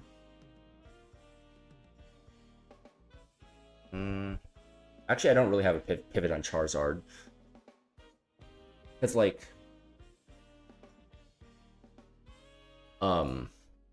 I can't... Dragapult can't come in on Dragon Claw. It has to come in on Flare Blitz. But nothing on this team takes random move and then baits in Flare Blitz. The best way to get that is by having Excadrill kill the second to last Mon and then baiting Flare Blitz. I would need to bring some other Mon for this. Yes, Prim, but I don't know what Prim does here. I don't think Prim is good on any of these guys. Maybe Prim could be useful on Buzzwole. Not really, because, like, whatever we're coming in on, we're just dead to Stone Edge crit. I guess we're level 85, 89, like... We're still dead to Stone Edge crit at level 89. And you're slower. It's not Last Resort, Final Gambit, sorry. Final Gambit. Final Gambit caps out at +8, which is really annoying. If it was +9, this would be a lot more reliable, but because it caps out at +8, I need to play around that. It's a pain in the ass, because if I think I'm coming in on Final Gambit, and instead I come in on Earthquake, my line gets fucked. And then, like, if it were just that, it would be fine. But there's also the chance that Memento can just randomly out-prioritize Fast Kill, and it's just like, what the fuck, dude? And plus my Pult does not outspeed this guy. If Pult outsped it, it'd be free. Pult, Buzzwole.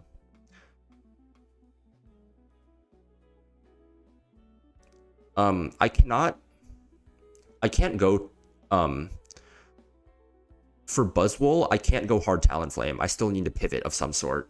Like, maybe I can have a pivot that does something. Besides Slowking. Prim. Thing is, Prim baits Stone Edge, and Stone Edge does a lot to Pult. Especially if it's taken an Earthquake.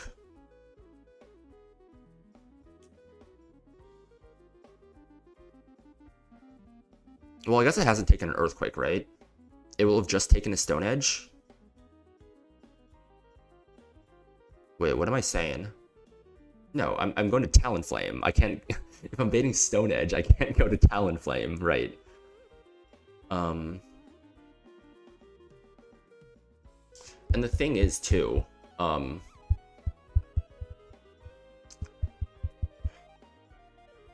with Excadrill,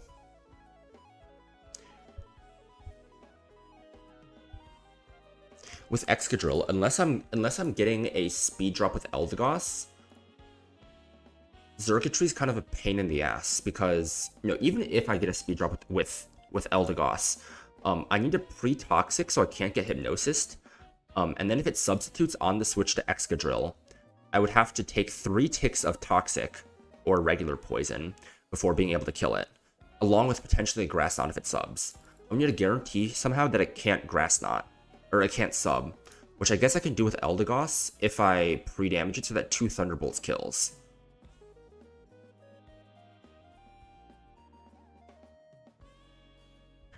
I need to take Ice Punch and also bait, like, Leech Life. Well, Xurkitree is faster than Excadrill, so, it could sub. If I just go hard Excadrill on the Thunderbolt, it could sub turn 1, and I would need to go Silk Scarf, break the substitute, and then outspeed and then kill. But holding a Silk Scarf means I can't hold a Citrus Berry or a Shed Shell, especially if I'm not getting Dugtrio in already.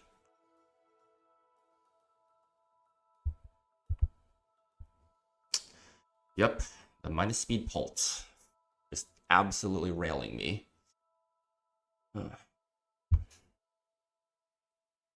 Like, I'm fairly confident I could find some route if I sack someone decent. I don't know if I could do it sacking someone bad, is the thing.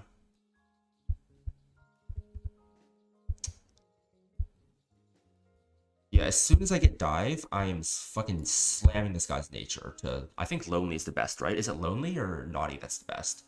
I think it's Lonely. But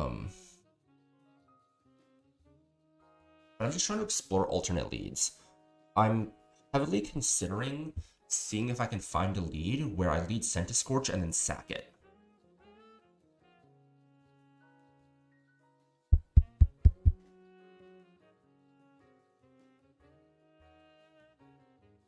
You think Lonely's good? Okay.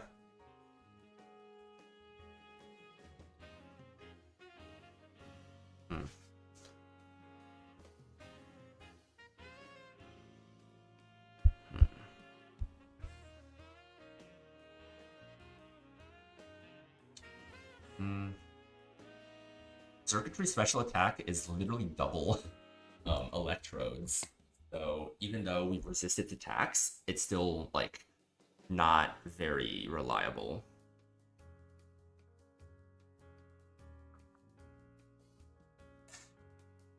I mean, I guess we could go with Salt Vest. I still don't know if I would say this is reliable.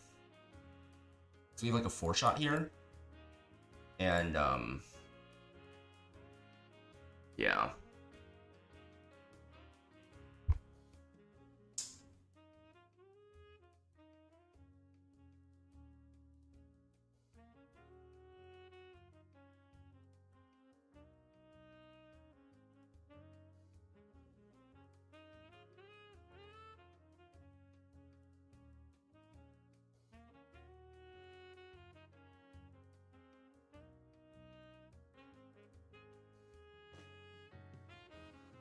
I think we've established that the Shaman lead is not reliable. Or the Rabombi lead is not reliable because it can miss Seed Flare. If it couldn't miss Seed Flare, we can guarantee Dugtrio EQ. EQ Memento, it would be fine. But we can't.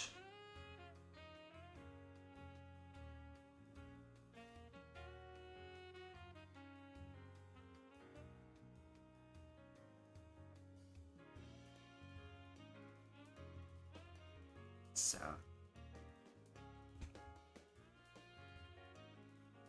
Okay, I'm gonna start looking at lines where I sack and Scorch.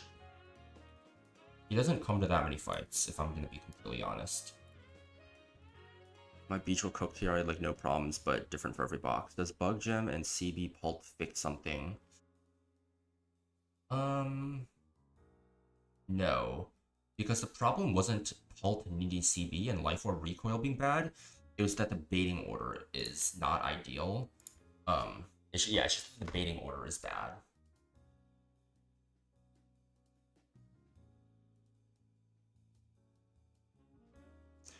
If we just fucking send it and kill this guy with the Flare Blitz and then sack it to Dugtrio EQ, it can Memento over Fast Kill. Not Stealth Rocks over Fast Kill, cannot Final Gambit over Fast Kill. We just sack this guy to EQ. He no longer has his Ground Gem. Who comes in now to kill Dugtrio? Is it Eldegoss, maybe?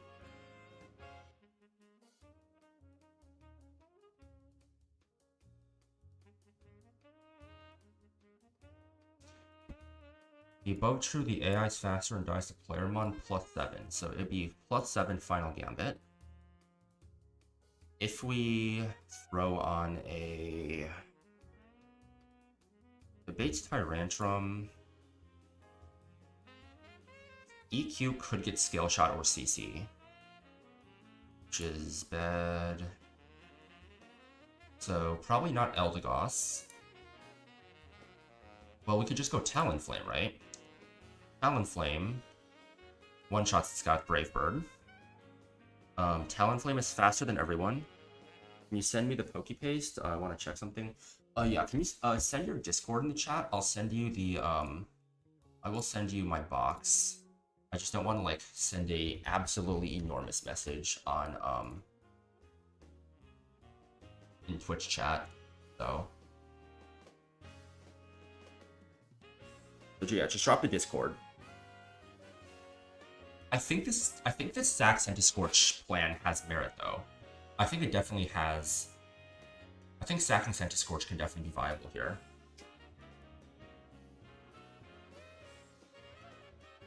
You can make it into a Pokepaste. Oh, how do I do that? Pokepaste.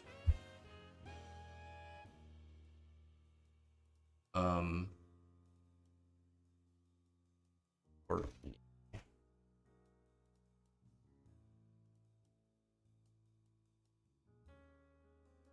paste. Wait, how do I do this? Oh.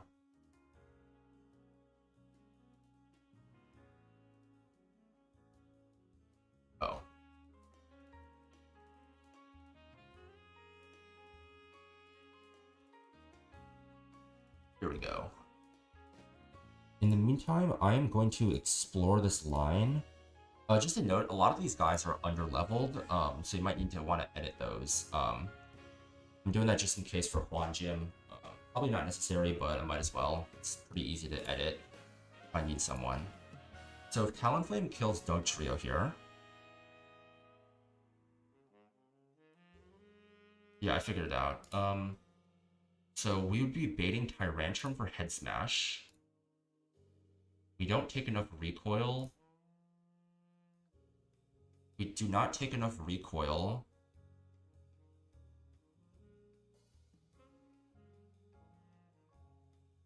For it to be Scale Shot.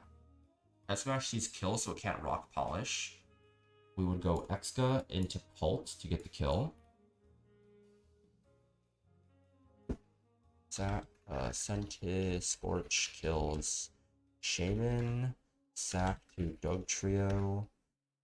This would be route A, which is Dugtrio EQ. Sack to Dugtrio. Revenge with Talon. Bait slow kill Tyrantrum. Head Smash. Pivot Exca on Head Smash. Pivot Pult on CC. Kill with Darts. This would have been, again, bait Buzzwole. We would probably need the Slowking into Talonflame Pivot. This would get Xurkitree or guaranteed Thunderbolt. I think this lets me go Eldegoss, and we can pre-damage the guaranteed Thunderbolt again, meaning it can't sub. So Excadrill wouldn't even need to get poisoned. And then Charizard comes in, wants to Flare Blitz. Pult is at full health, and then Pult can just kill this guy. Okay, this is so fucking easy. If we just sack Centiskorch, we have a guaranteed line. If we just sack Centiskorch, the line is guaranteed, I think. I need to review this, but I think this just works. So now we just need to do the line where Dugtrio, Memento. So if it Mementos on this guy, it's gonna bait in Tyrantrum for fast kill. We just sack again, and then we go to Dragapult, and then it's just fine. And then the line just continues like normal. And Talonflame just takes less HP because it doesn't kill Dugtrio. Dugtrio kills itself. It's still gonna go Tyrantrum because Tyrantrum is fast kill. Yeah, Talonflame definitely works for the Shaman as a lead. The only problem with this, the only problem with leading Talonflame is I don't know how I beat Buzzwole with my box without Talonflame. I guess I can explore it. I guess I can explore having Ape kill Buzzwole, maybe. But I'm gonna write this team down real quick. Ventiscorch, Zac, Talonflame, Sharpbeak, Excadrill, no pre-poison. Probably a Citrus Berry. I think about it a little more, but Alt, Choice Band, Slowking, Citrus, Eldegoss, probably Prepara, pre-damage. Okay.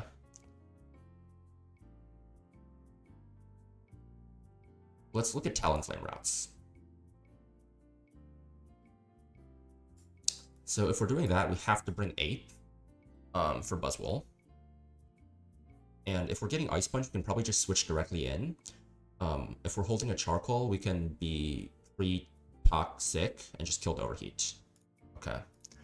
So the important thing about this is we need to get Dugtrio in before Buzzwole.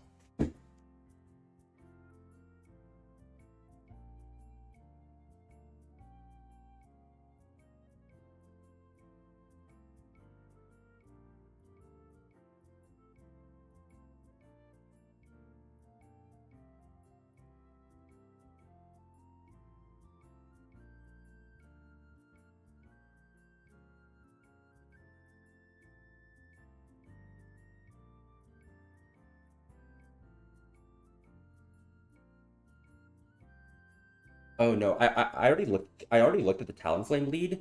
The problem with the Talonflame lead is that it baits completely random move from Tyrantrum, and that's very problematic.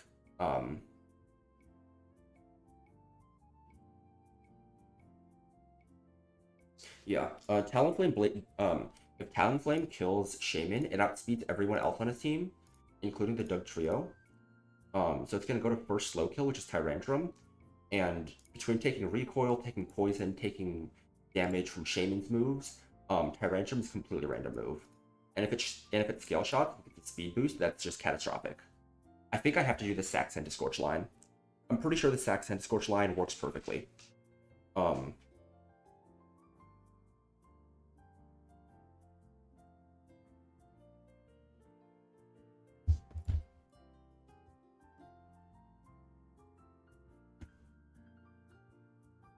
When was the last time Centiscorch got a kill?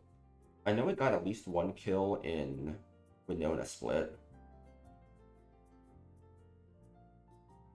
It got 4 kills in TNL Split? When the fuck did it get 4 kills? Expert Kevin. This is a kind of nothing burger trainer on 120. X-Maniac Tasha. This is Pyre. I think that's the Carnivine and Pyre. Got a kill. Got 2 kills in Aqua Hideout. Who are these guys? Grunt 2 and Grunt 4. I think this is probably the Hail Trainer. I do not remember who Grunt 2 is. Oh, I think Grunt 2 was the Contrary Superior.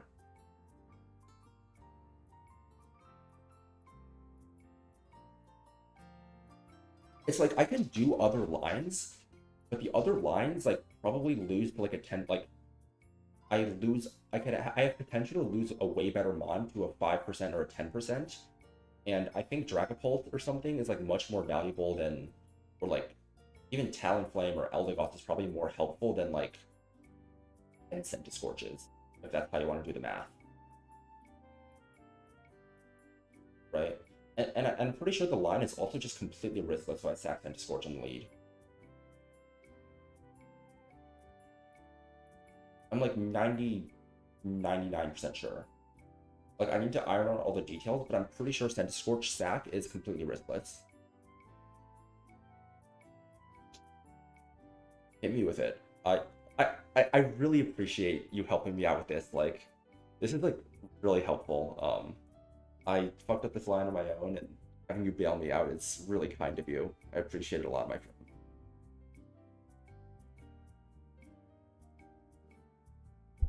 So what are we thinking here? What are we thinking here?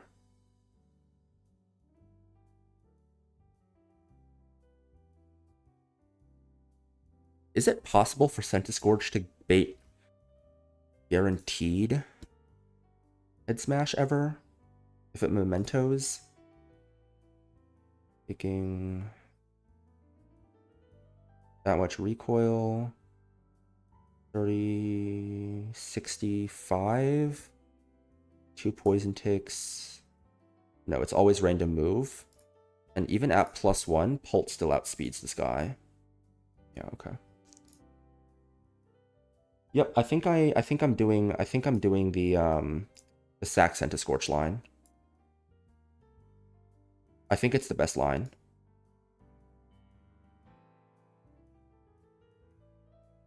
But I'll definitely hear you out first.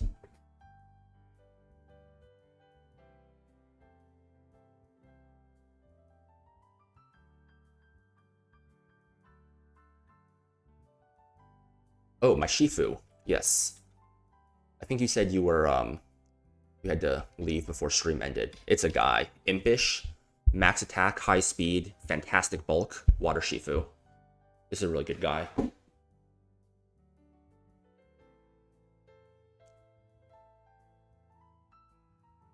Yeah, this guy's crazy.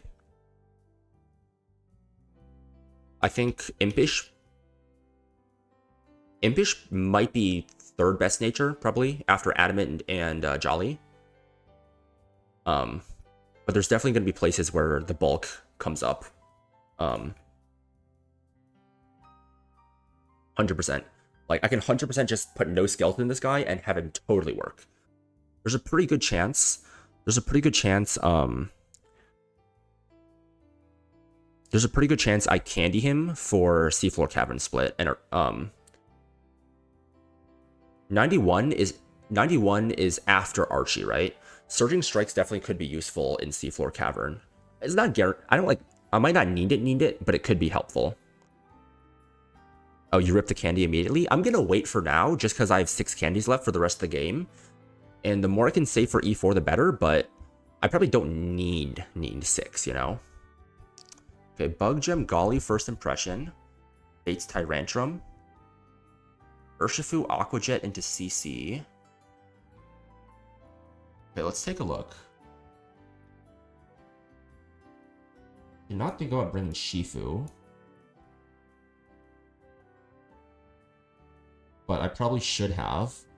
I'm just not used to having Shifu yet, if I'm being honest here. Saving Bug Gem could be nice, but honestly, fucking Golisopod E4s are boring as hell anyways, so...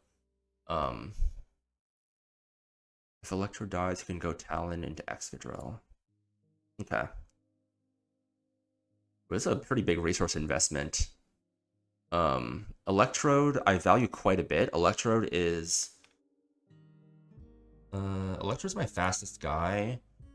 My only 2 grass types are Electrode and Eldegoss. Caracosta 82 is fine. Roat Berry is not ideal, but it's fine. How many do I have? Oh wait, I should probably switch back to this, but I can take a look at how many...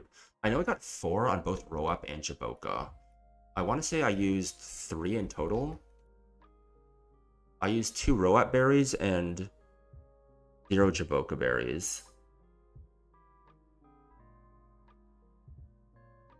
Scarf Excadrill, okay. Okay. Yeah, Strikes goes through screens. And I do have Clear Body. I mean, most of the time you want to break screens. I have Clear Body instead of Infiltrator. Okay, Jaboka. I have enough Jabokas to feel fine about using them. I have Vascular Legion with Psychic Fangs, a lot of guys I can learn Brick Break. So if I need it, I'll use the candy on Shifu. If I don't need it, I won't. Okay. So baiting in Tyrantrum for head smash. Head smash. Jet into CC. He is frequently clicking Rock Polish, but not always. We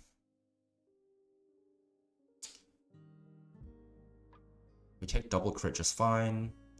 We always kill with Aqua Jet into CC, that's correct. We do indeed bait in Doug Trio for fast kill.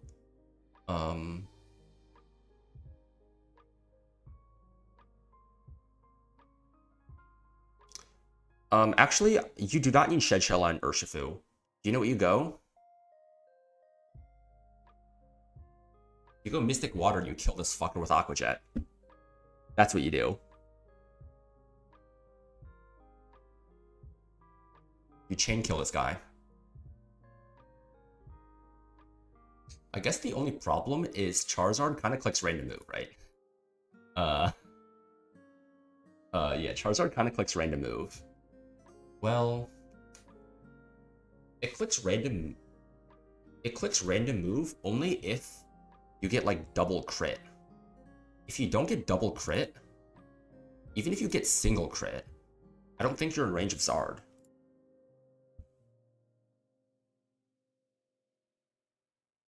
No, you drop your defenses. You drop your defenses, so you're probably in range of Zard.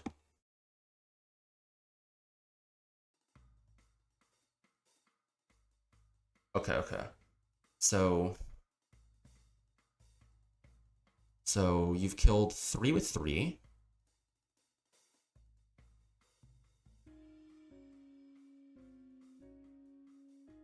We can explore ways to kill Tyrantrum without using the bug gen later. But let's just assume we get the kill and we bait Tyrantrum. For guaranteed head smash.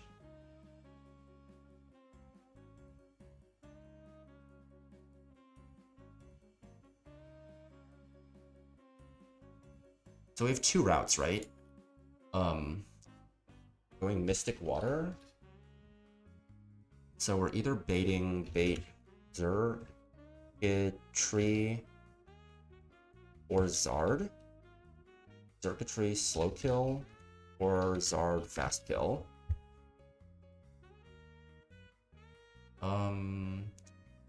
We don't want Life Orb for the recoil. We don't want Black Belt because then we don't kill Doug Trio.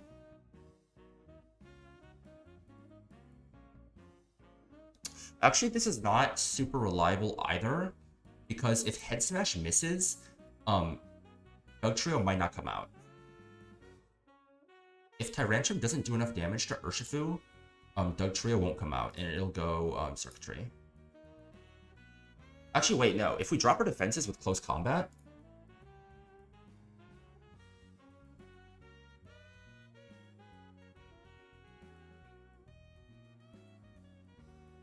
No. Okay, I think I got it. I think I get what you mean. So if Head Smash hits, I think we're low enough where after 1 drop, 78 puts us at 220. 220. And then if we drop our defense, we need to pre-damage by 4 HP. But if Head Smash hits, and if Head Smash doesn't hit, we click Close Combat first.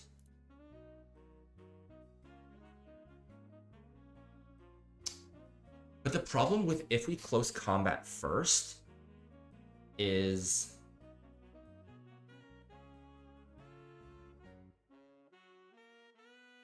if he misses, it's fine because we just spam coaching. Yeah, we just spam coaching until he hits us. And then we're low enough to bait Doug Trio. And then we kill Doug Trio.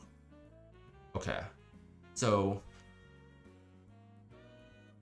we found a route to guarantee Doug Trio with Urshifu. And never die, because at -1, Crit never kills us. And we can always Prio kill with Aqua Jet.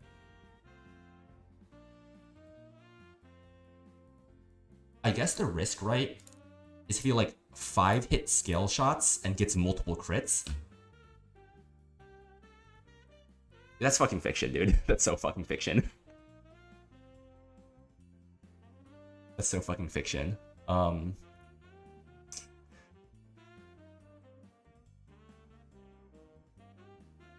mean, it's giga fiction. Like, the fiction is like 1 in 3 into 5 hit scale shot into like 3 crits.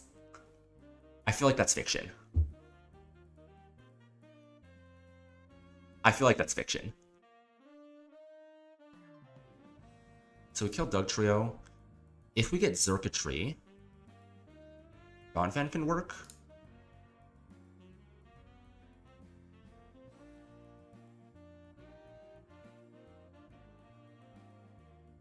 What are we doing? Double EQ.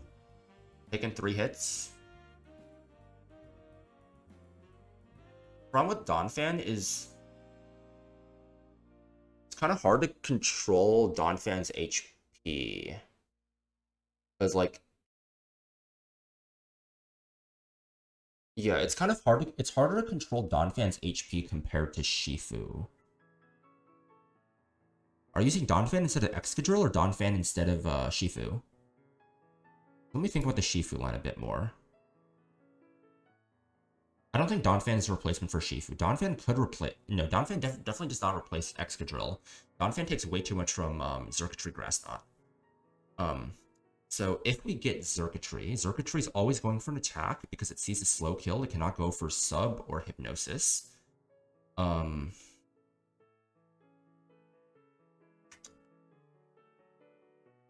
can go Eldegoss. We can't pre-damage here because of Thunderbolt crit.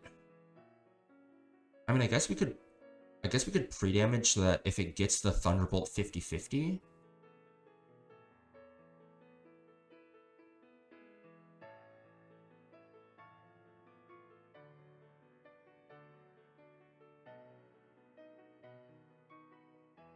Oh, I guess you're suggesting the Scarf Excadrill here, right? On the Xurkitree?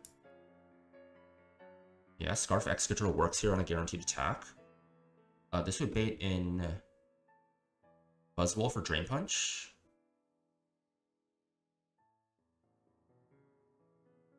Talonflame survives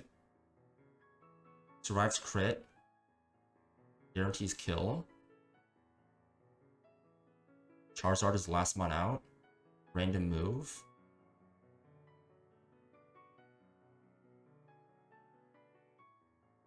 Guard X.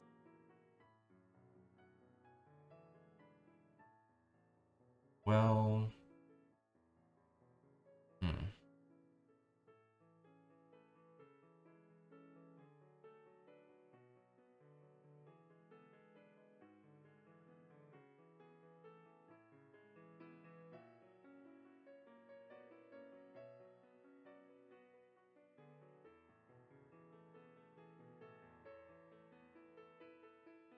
So yes, Charizard is guaranteed to attack Talonflame. But it can Dragon Dance on Caracosta here. It can Dragon Dance on Caracosta. And you cannot permit Dragon Dance. If Charizard X gets a Dragon Dance off, that doesn't work. No, Caracosta does not always bait Dragon Claw. Caracosta can bait Dragon Dance. I don't think his line works. At least in this iteration of it.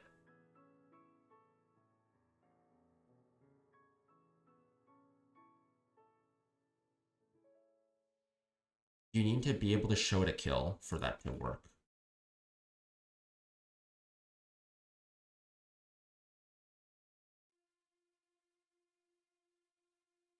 If I pre-damage, I'm just dead to crit, though.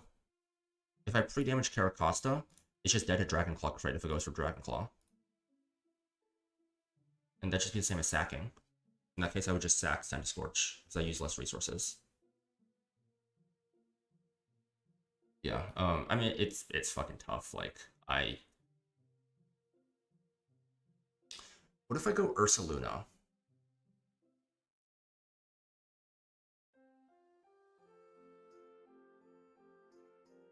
Ursaluna... If Ursaluna gets Flare Blitz crit, even if I have a Citrus Berry, it can go for Dragon Claw the following turn.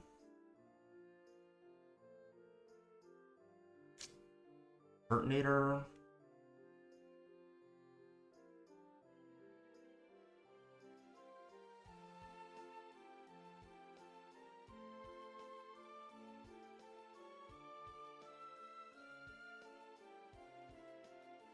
Terminator's baiting Dragonclaw. No, that doesn't work.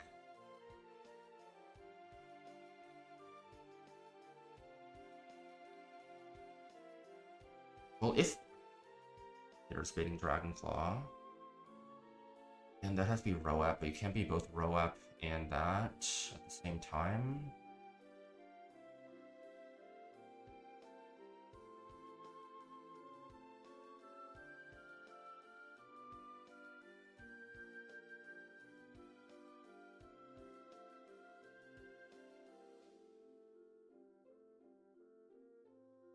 Or Jaboca Berry. Well, if we switch Turtonator in with Citrus Berry, we guarantee Dragonclaw.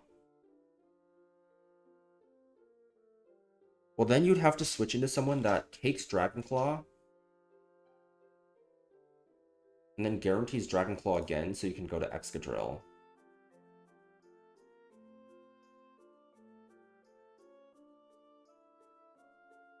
I don't think we have someone that does that, right? Hamilton takes one, but if he gets crit, it could be Flare Blitz.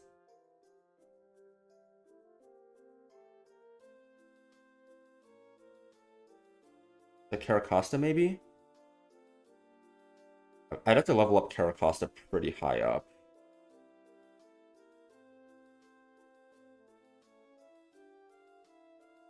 I have to level Caracosta up pretty high.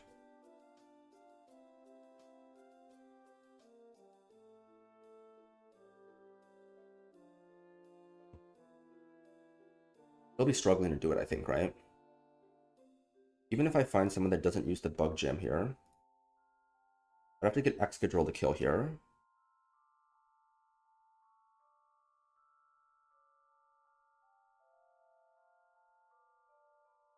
The other option is...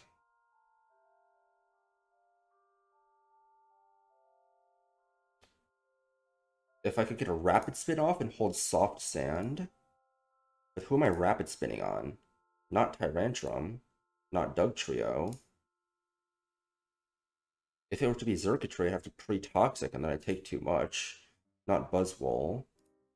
Have to be Xurkitree, but that's super risky to do the Rapid Spin on Xurkitree strat. I don't think I like it. If I just Scarf you, you kill you. Well, if this were the case,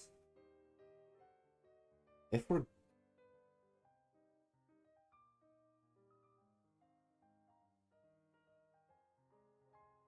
I have an idea. Golly dies to crit Flare Blitz, but if we can deny Flare Blitz and force it to Dragon Claw... No, Ape is the same. Ape baits Flare Blitz and Dragon Claw equally.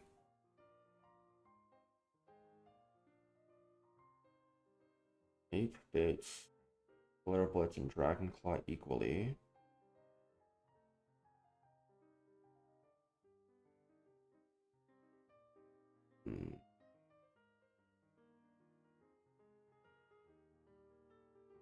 But the fact that 3 can beat 4 is pretty nice. Pretty damn good. What about Corviknight? Can Corviknight beat this guy 1v1? We are slower, which makes things tough. We're dead to double crit. If we were faster, we could make things work. Feather Dance, no. We'd have to go someone that can drop his speed and take his coverage. And that seems too convoluted. I don't think I'd have the slots for that.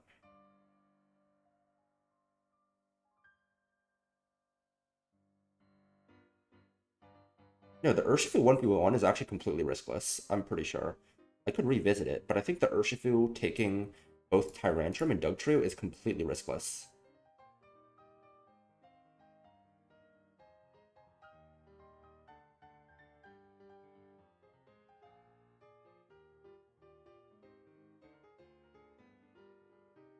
If a +1 can help Corviknight beat Buzzwole, I think I'm chillin'.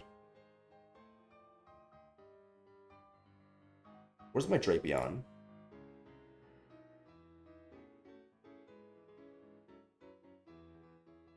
I can get a Toxic off. We're baiting Leech or Drain Punch. I'm switching in on a Drain Punch. Drain Punch crit can kill.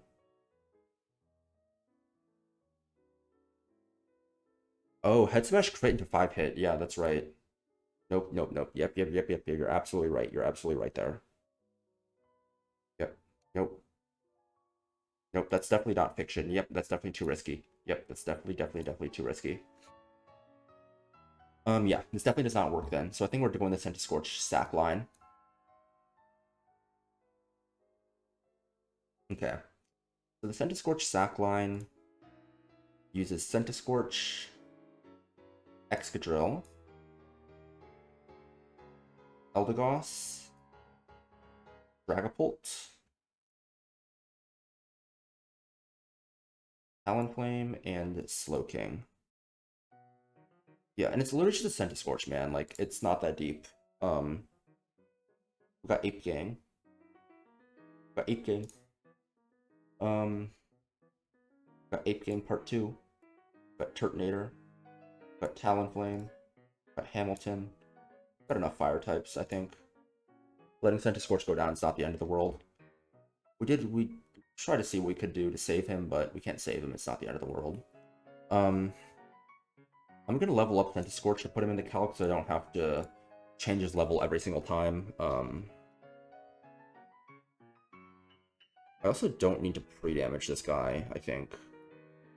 Alt Exca, no 8. Like, Senta Scorch, I'm sure there'll be, like, one fight for the rest of the game where I'm like, okay, Senta Scorch would be nice here, but I probably will have the resources to beat the fight without it.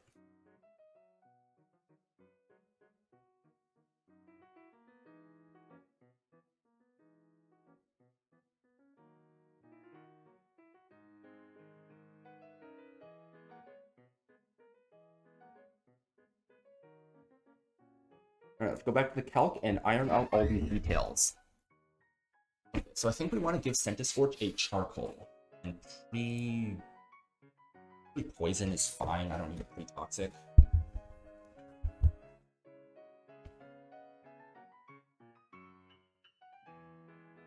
Okay. Courtney.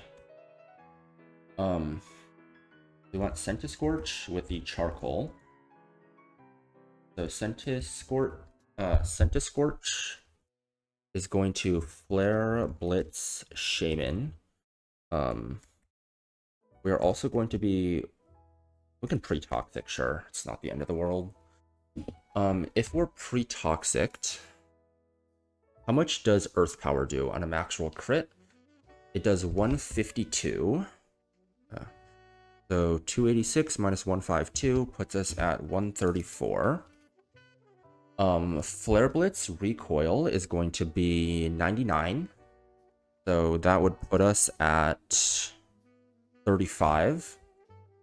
And I think that is why we want to pre-toxic, because if we pre-poison, we die to max roll crit Earth Power plus Toxic Tick.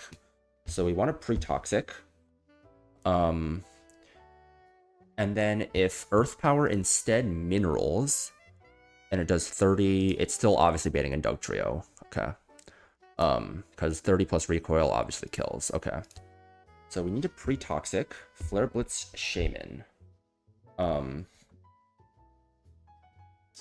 Bates Fast Kill Dugtrio.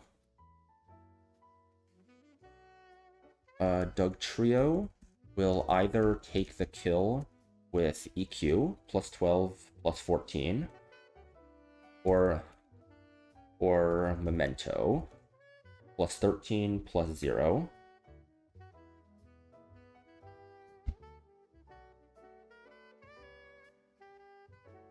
No, it's plus 13 plus 6. Plus 13 plus 6. It will never Final Gambit plus 8, or Rocks plus 8 plus 9. So we have diverging paths, then converging paths. I Don't know if you have a line for that, but Conkeldurr should work. Maybe Ursaluna if it doesn't. I have to go now. Good luck on this one in Space Tag. Yeah, I have a line for Space Tag cooked. I'm planning on using Conkeldurr for that. And thank you for stopping by, and thank you for all your feedback. Really appreciate it a lot. Always welcome back. Hope you have a great rest of your day. Okay. So Route A is... Route A is EQ. Scorch dies. Switch to Talonflame. Kill with Brave Bird.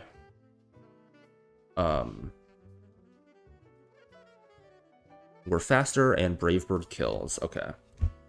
Bates Tyrantrum for Talonflame. Sharp Beak. Tyrantrum or Slow Kill. Head Smash. Cannot be Scale Shot because it calcs off 3 hit, and Recoil does not put us in Scale Shot range. Switch to Excadrill on Head Smash.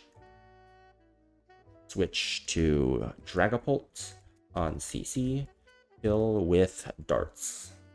Dragapult, Choice Band.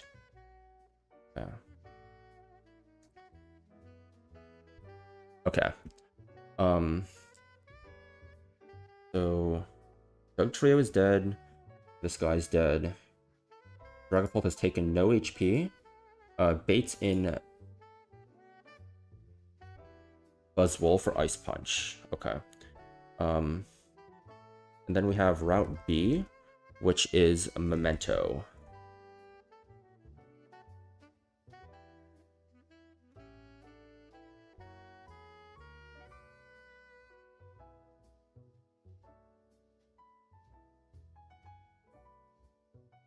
Okay. If it goes Memento, it will... We have 2 routes. So we have Memento and Scorch lives Poison. And then we have route, we'll call it B2. Memento and Scorch dies to Poison. They should both converge to the same. I think we need to pre-damage Pult, though. We would need to pre-damage Pult to 240. Let's do 235 to be safe. 235 out of 281. Okay. Because Pult is not taking any damage in any of these. Let's do route B2 first, which is Scorch dies to Poison. Send out Dragapult. Baits in Slow Kill Tyrantrum. Kill with Darts. This converges. And the Scorch lives Poison. We sack Scorch to Tyrantrum. It can never set up Rock Polish because it sees kill. If it Scale Shots and boosts its speed, Dragapult is still faster. Revenge with Pult Darts. So now we all come back to the same situation where Pult kills Tyrantrum. Dugtrio is dead. Everyone is dead. Yeah, Dugtrio is dead. Shaman is dead. Tyrantrum is dead. Pult is in. Convergence. This baits Circuitry. No, not Circuitry. This baits Buzzwole. Let me just check. DB. Even if this guy were to outdamage us, which I don't think he would, Buzzwole is the first one in Team Order that also outdamages. And CB shows kill to Circuitry with the top roll, so it's never Circuitry. Baits Buzzwole for slow out damage. And it is guaranteed Ice Punch. Switch to Slow King on Ice Punch. Switch to Talonflame on Leech Life. Kill with Brave Bird. Baits Circuitry for T-Bolt. Slow Kill.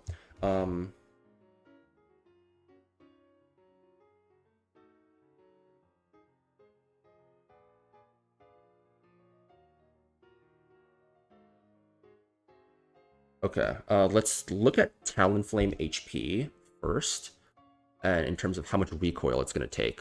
So killing the Buzzwole, it's going to take 103. Killing the Doug Trio, it's going to take 60.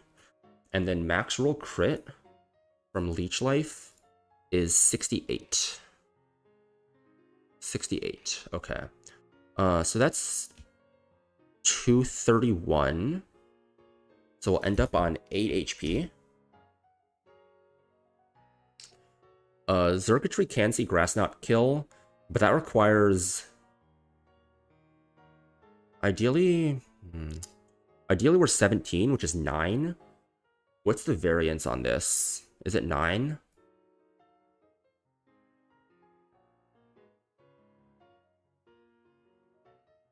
But it's right around 9. So if it crits, it's usually going to be a random move from Xurkitree, but it's always going to have a kill. If that is the case...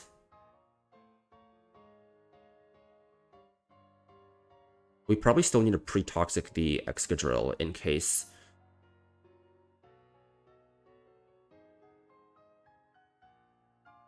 Well, no, I can probably just go Chesto, right? If he subs... I think... Yeah, I think I can just go Chesto. For slow kill with random move. Slowking can just be Citrus. Eldegoss. So all Eldegoss needs is Eldegoss needs to make sure that it's never dead to a crit Thunderbolt. So 113 HP. 113 out of 213 and pre-para. This guarantees that it has to attack Talonflame because it sees a kill into Talonflame. We drop his speed. He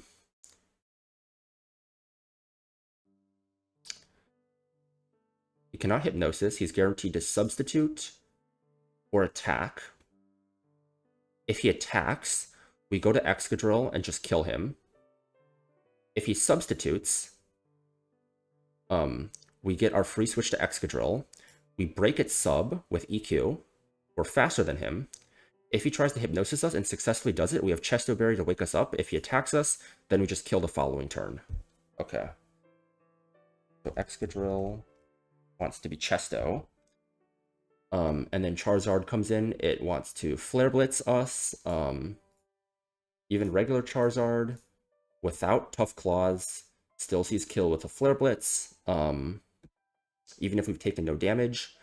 We switch to Pulse, and we kill with Draco. We survive crit Flare Blitz into burn at 235 HP because we've taken no damage. And this works. Switch to Eldegoss. Switch to Exca. Doesn't matter what it does. We just kill. Actually, do we not need to pre-para Eldegoss? Because if he paras us, it's fine. If he doesn't para us and he tries to Hypnosis, he can't Hypnosis that. I mean, it doesn't matter, so I might as well pre-para. Baits, Zard, Flare Blitz, Ult kill. Ult switches in and kills. Shaman dead. Doug Trio dead. That guy dead.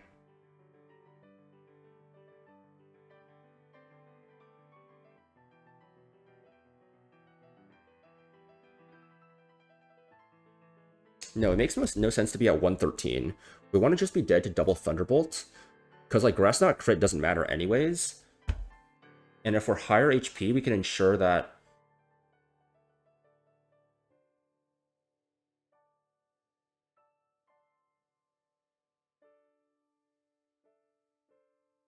Wait. Is there any reason to go lower on Eldegoss?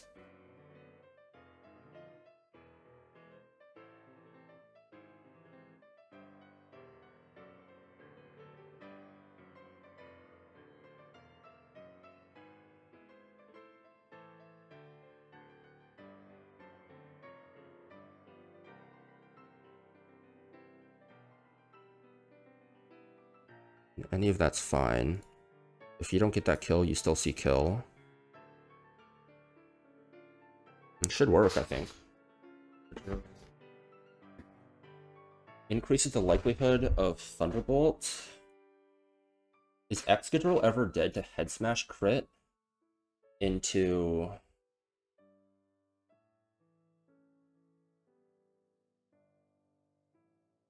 Head Smash crit. Oh, Citrus.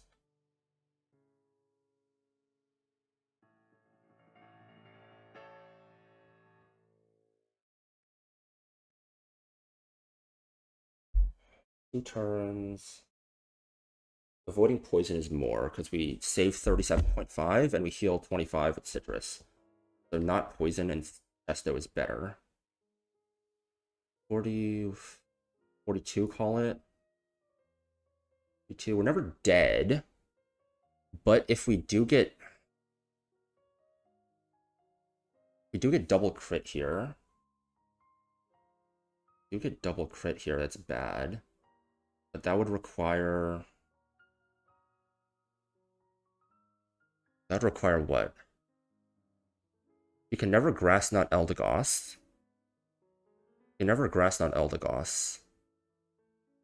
Which means that Grass Knot only happens if he clicks sub, and then he chooses Grass Knot instead. And in that case, I should let him try and click Hypnosis, so I shouldn't pre-para Eldegoss. To give him a Hypnosis chance into Excadrill instead of... Okay, I think this is optimal. And if Talonflame doesn't have to kill Dugtrio, we're high enough to always bait Xurkitree anyways. Well,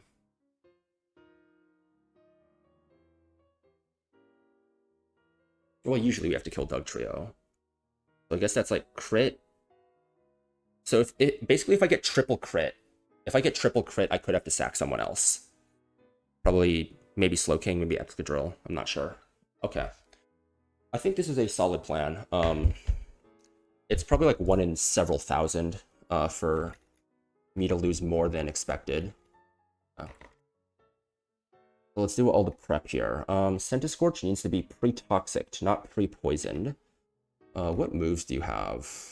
So we want to switch someone into that. Let's do the pre-damages on everyone else first. So first thing we want to do is pre-damage Pult to 235, so that if Pult needs to come in to Centiskorch getting high roll crit and dying to poison after a Memento, it guaranteed baits Tyrantrum.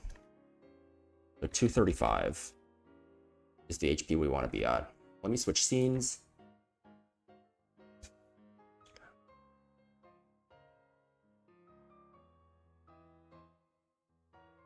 $36, one more tick. Use on you. Okay. Next one is Eldegoss. Eldegoss wants to be at 126. Should be using antidotes.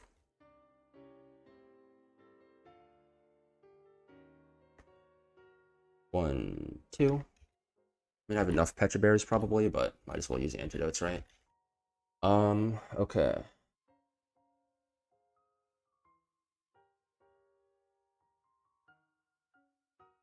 Talonflame.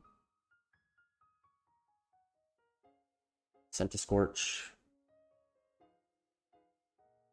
Slowking. Eldegoss, Excadrill. So Excadrill needs a Chesto Berry. Eldegoss does not need an item. Yep. Slowking, Citrus. Centiskorch, no item for now. Sharp Beak there. So we want to pre-toxic Centiskorch.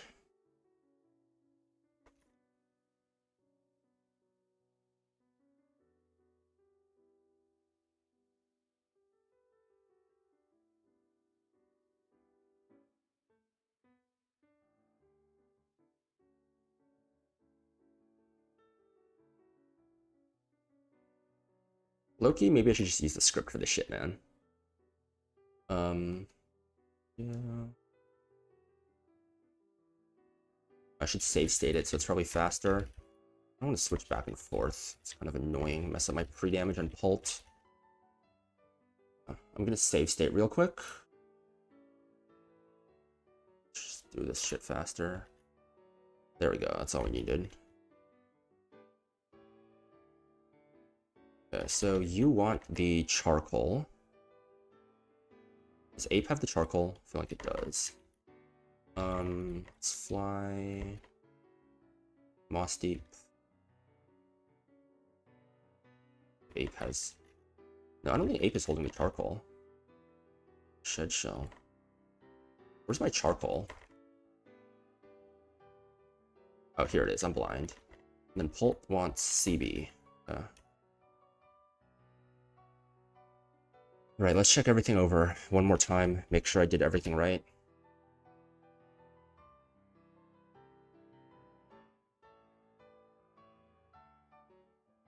Okay, Centiscorch kills Shaman. We're guarantee baiting Doug Trio. We're never dead. 53. Could be close, but we're never dead.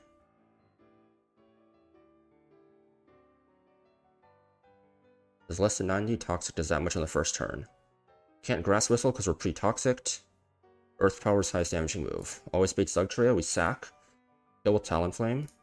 Tyrantrum. If it's Tyrantrum, we pivot Excadrill. Excadrill's fine, taking a head smash. Pult kills.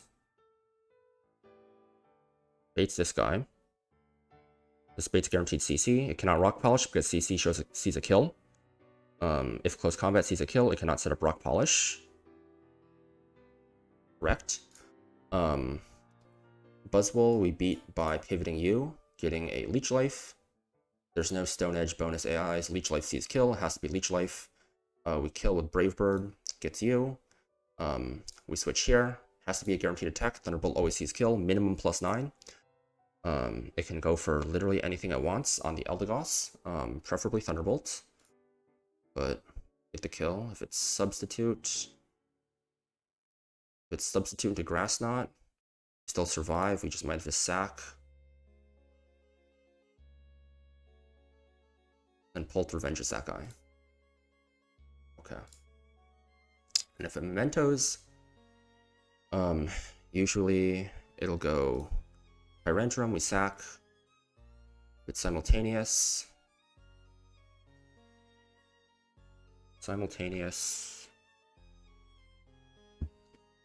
Doug Trio's still dead. Okay, this works. Holy dude. This cook was so convoluted. Let me make sure that is right. Pre-toxic charcoal, level 89. Sharp Beak. Choice Band, 235 HP. Citrus Berry, 126 HP, no item. We don't need a status U. If you try and sleep me, that's totally fine. And you have to get speed drop. Chesto Berry. Okay. We just check all the abilities, all the items. Life Orb. Natural Cure. Arena Trap. Ground Gem.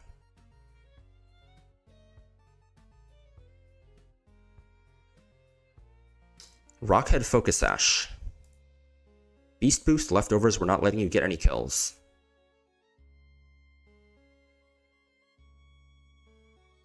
Leftovers doesn't matter because we're just one-shotting you. Beast Boost Assault Vest, we're also not letting you get any kills. Assault Vest doesn't matter, we're using a physical move to kill. And then Megastone, Tough Claws. Okay. And we're accounting for no Tough Claws when we're saying that kills. Yes. Okay. Okay.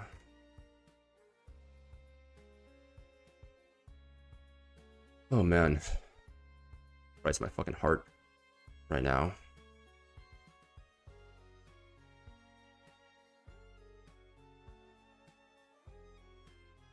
Gonna heal up. Tough Clouds rounding error incoming? Is that actually a thing? Please don't tell me that's actually a thing.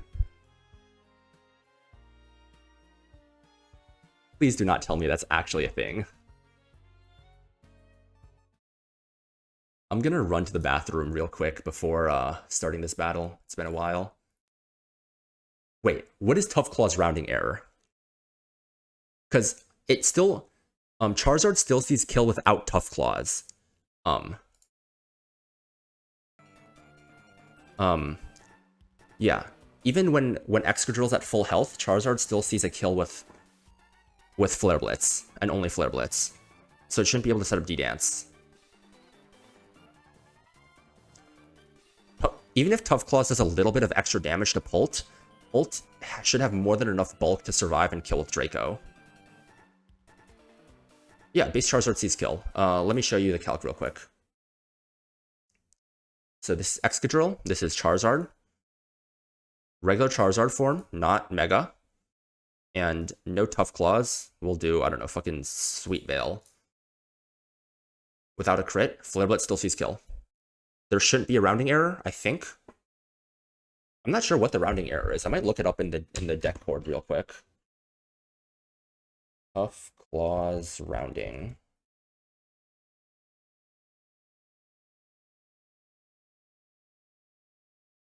Oh, okay. Yeah, I mean, there's no Tough Claws anyways, so it should be fine. In any case, I'm gonna run to the bathroom real quick before coming back.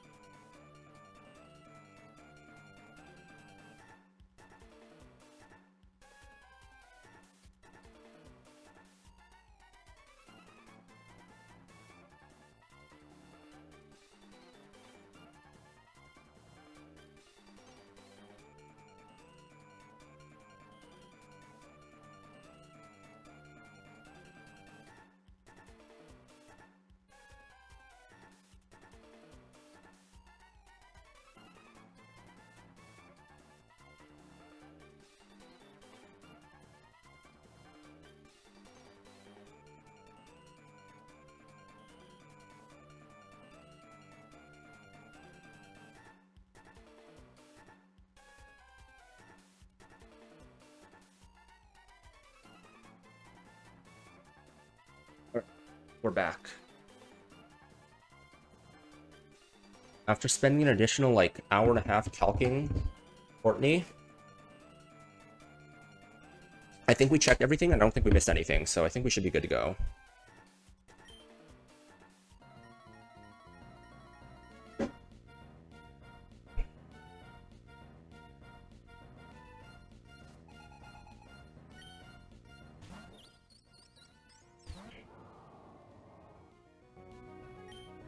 Flare Blitz just kills here.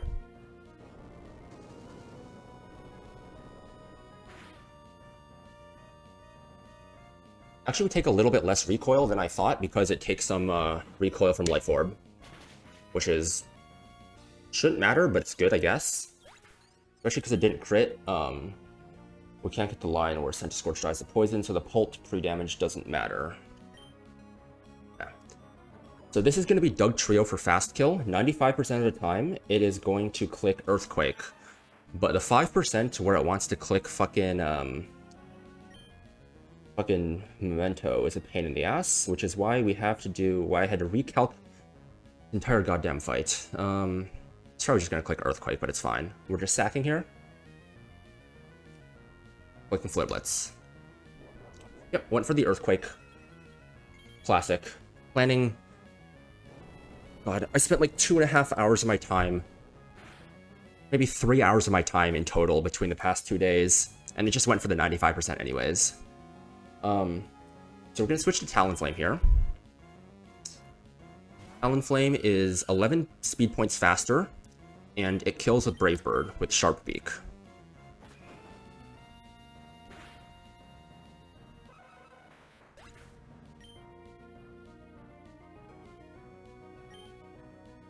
Okay. This is going to be Tyrantrum now for slow kill, and it should always be head smash.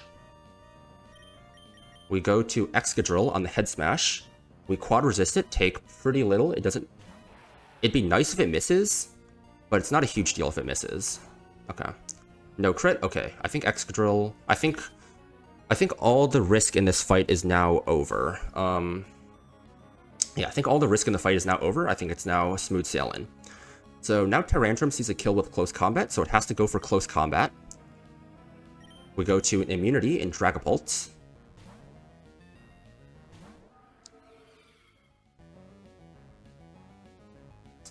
And now we kill with Choice Banded Dragon Darts.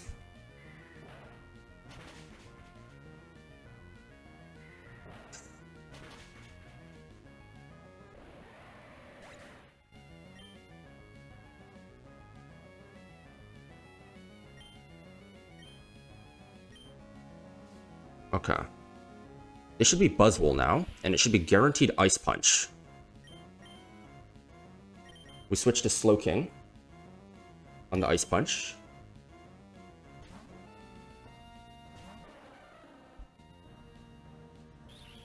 Freeze, crit, doesn't matter. Always gonna bait Leech Life. On the Leech Life, we go to Talonflame, who quad resists this. Despite having negative Fizz Bulk, it still takes pretty minimal damage from this. The recovery doesn't matter, it's full health already. Even if it's crits, we still have enough health to survive a Brave Bird here and kill it. The fact that that didn't crit is very, very good. We want to click Brave Bird here. This kills. Buzzwole is a very, very bulky boy. But quad super effective, still kills. So this is going to be Xurkitree now for slow kill.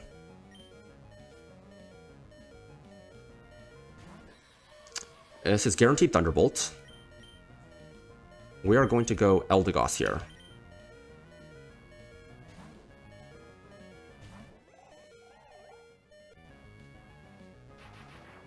If I did my math correctly, a Mineral Thunderbolt here should guarantee Thunderbolt again the next turn. Yes, it sees a slow kill now that its speed has been dropped. But slow kill still takes precedence over any, over sub and over hypnosis. So we are going to go to Excadrill here, who is immune. And because of the speed drop, we're faster and we OHKO.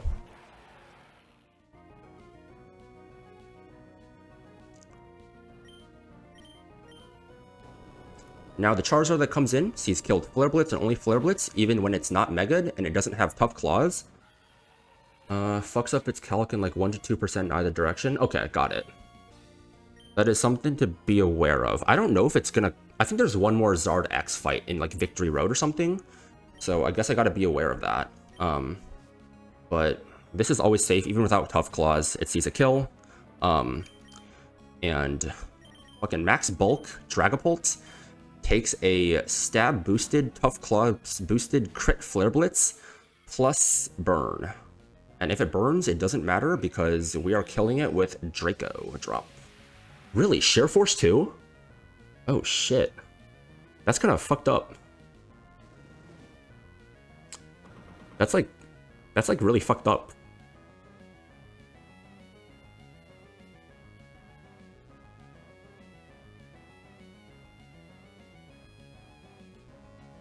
Is it like... Oh, okay. Huh, interesting. Let's drop a Draco here.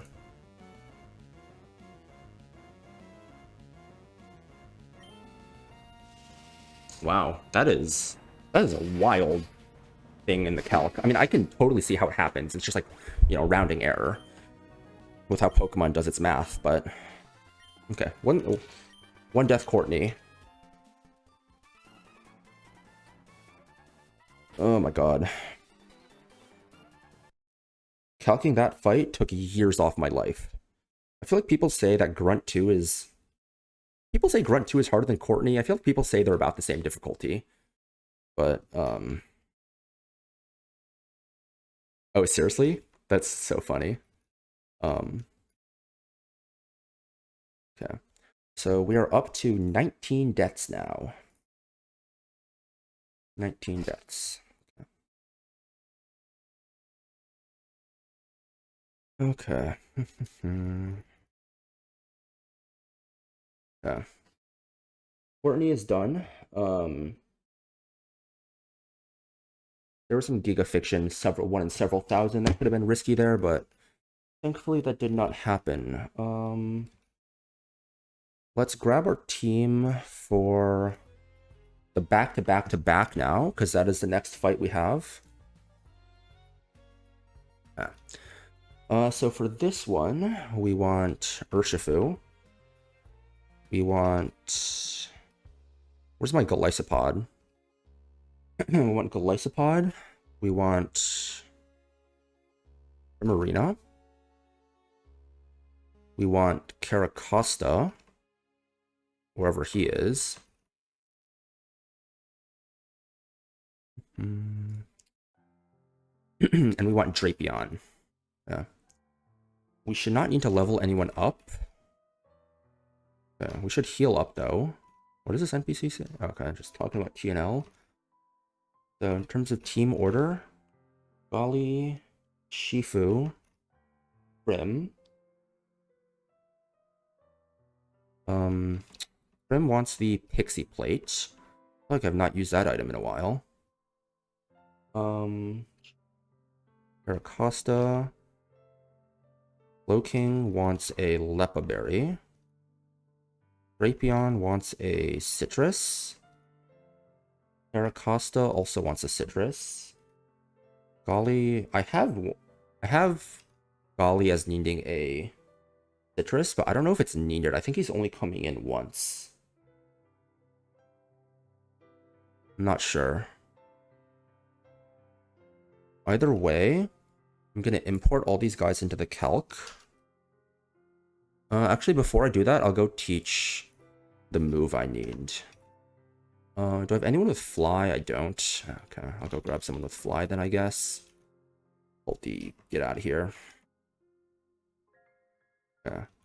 Do I need anyone pre-toxic specifically? I have Caracosta listed as pre-toxic, but pre-poison should be fine. Where's Lily Cove? Lily Cove is here. Okay. Are TMs here? I think TMs are on the next floor up. No, I think they're on this floor. No, it's on the bottom side. Okay. Wait. Lower speed, icy wind. Okay. So we need Smart Strike. And we want to teach Smart Strike.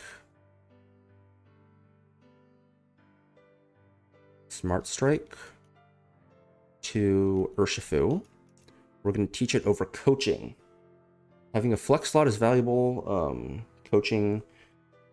There could be some niche fights where it's useful, but we don't have any of the Mickey Encore guys. Like, we don't have Mickey Lucha, so I think the value is lower. So I feel fine deleting coaching for Smart Strike. Yeah. Do I really need to... I'll review the line first before statusing my guys. How about that? Okay. Does everyone have the items they need equipped? Yes, okay. So now we'll export everyone now that Urshifu has the move he needs. And we'll go into the calculator. Okay. Remove Pokemon from trash. Okay. So we got Slowking, we got Prim, we have Golisopod, we got Shifu, we got Costa, and we got Drapion. So this first fight starts off with a Bright Powder Armaldo. Muscle Band, Smart Strike, just 2 shots. He cannot Swords Dance, he's always going for EQ. And then this Rotom has White Herb. We are just barely faster than it. We can just Chain Kill with Liquidation. Next, this Machamp. We showed a fast to it KO, so it cannot set up Bulk Up. therefore it's always going for Dynamic Punch. We take the Dynamic Punch on Golly. We eject into Prim. Wait, Pixie Plate doesn't kill? Oh. I guess I need Life Orb. Yeah, I guess Prim means Life Orb. Oh, that's because I need to level Prim up.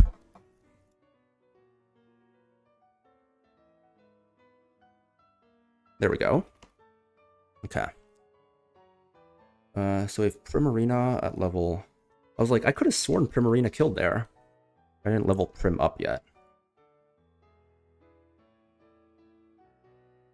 Now Primarina with Pixie Plate kills with a Moonblast. We have the free switch from the Golly. He's never going to go Dynamic Punch, so he can't confuse us. You can't knock off Stone Edge's highest damaging move. He's going for Stone Edge always.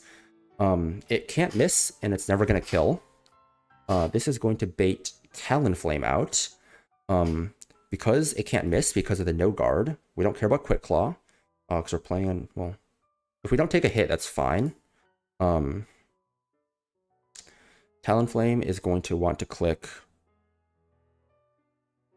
I mean, it could be any of the moves. If it crits, it could even be Flare Blitz, I think.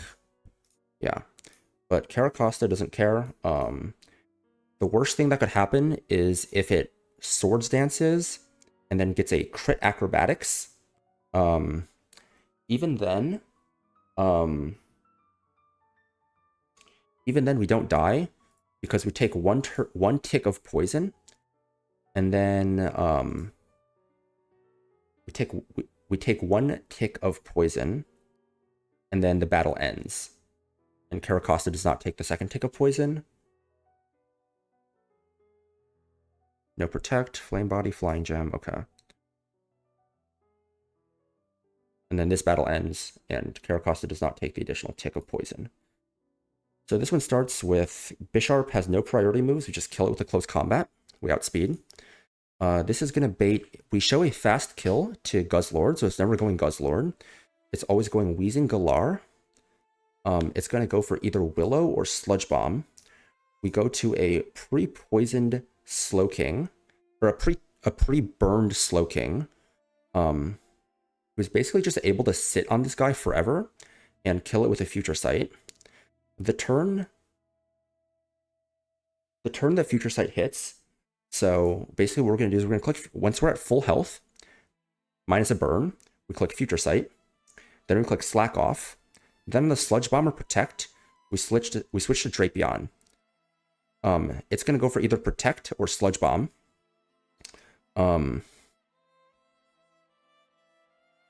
Protect does not stop Future Sight damage.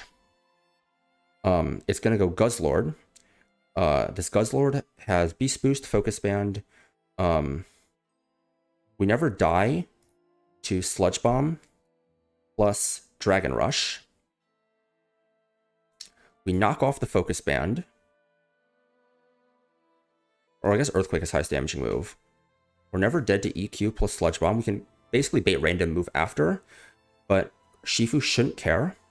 We just come in, we click CC, and it kills the Guzzlord because we knocked off the Focus Band. The only two moves that Shifu is taking is a random move from Guzzlord and a Earthquake from Armaldo, and that should never kill.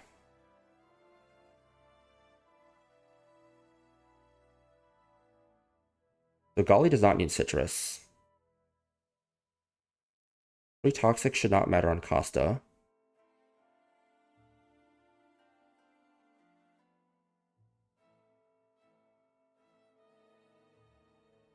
Three Poison is totally fine. Okay.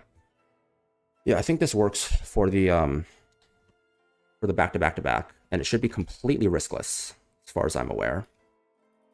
Okay. So grab my Drapion here. Okay.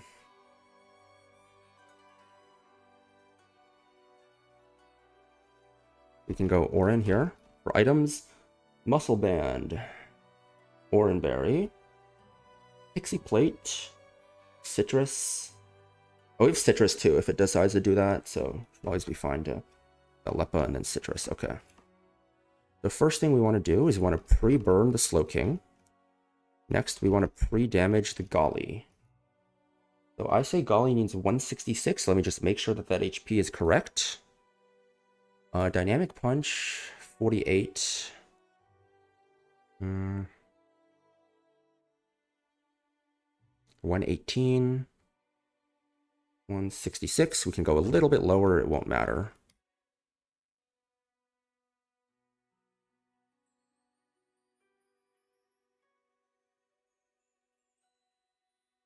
Okay. Should be good.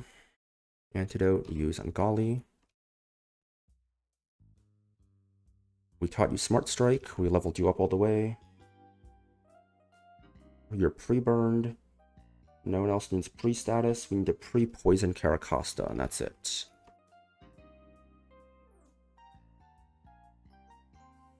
Let me just check through all the abilities and items, make sure I'm not forgetting anything.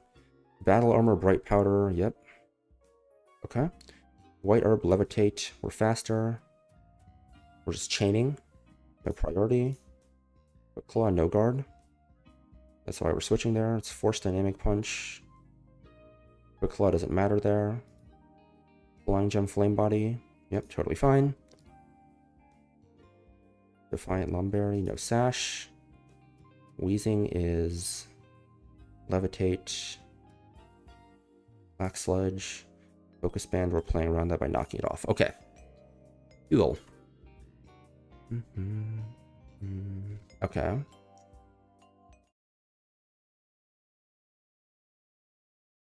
Fast forward. Wrong way.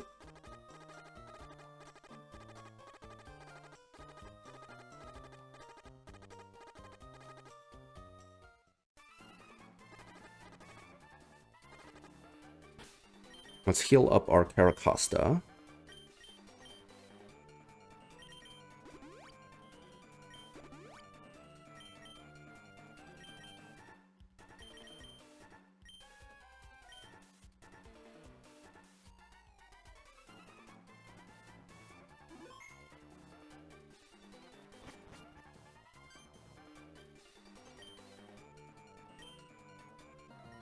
Oh, that's nice of them. They're offering if you want to fight them or not. I wonder what happens if you say no. They still try and fight you? Okay, Bright Powder, Battle Armor, Armaldo. We just two-shot this with Muscle Band Smart Strike. Bypassing the Bright Powder, because this is a move that does not check accuracy.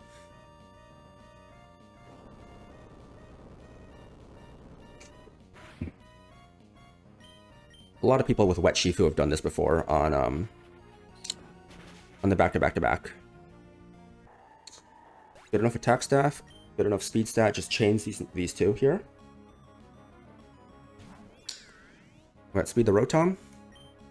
Gold Liquidation.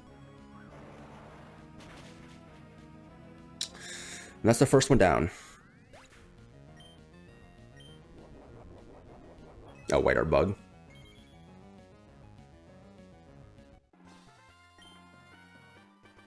Shifu takes 4 out of 7 on this back-to-back-to-back.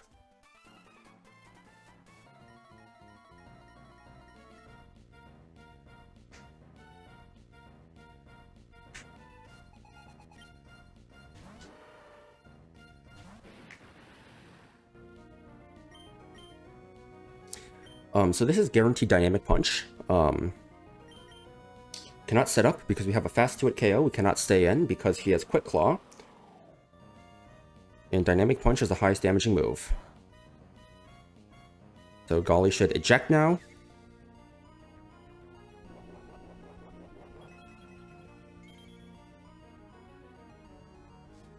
Wet Shifu gang. Wait, Ryan, is yours a Wet Shifu or is yours a Dark Shifu? We go to Prim here.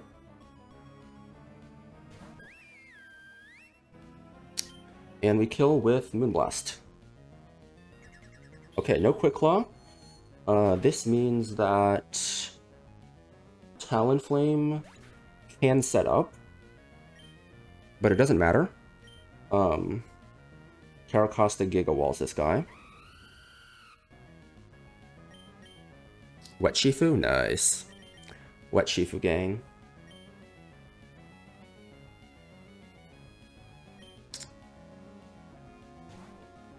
I wonder how important a dark type is, like... Haha, sucker, you try to willow me?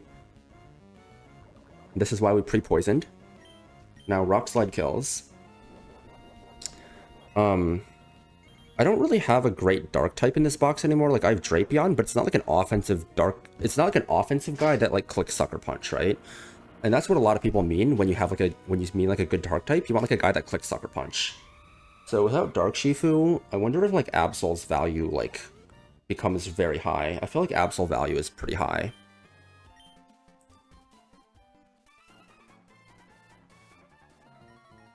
I think Absol you don't need to fight a battle for. I think you just find it in the overworld. I mean, obviously we need to pull it first, but...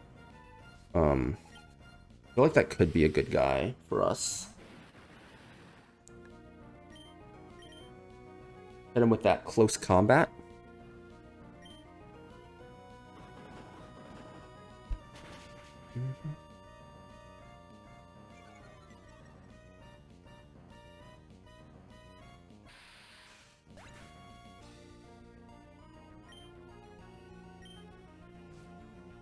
A lot of Darkless E4s, but it's doable.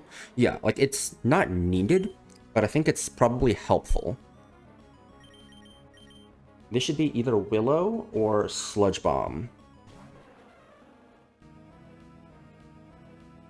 You went for Willow? That's funny. So I can just go for Future Sight turn 1. Protect is totally fine.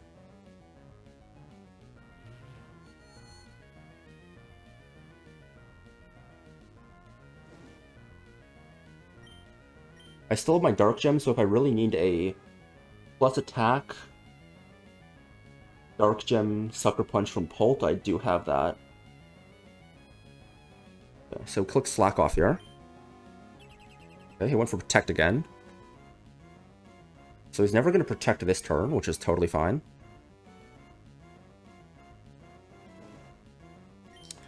On this turn, we are going to go to Drapion. He's going to click Sludge Bomb, and then he's going to die to the Future Sight that I just set up.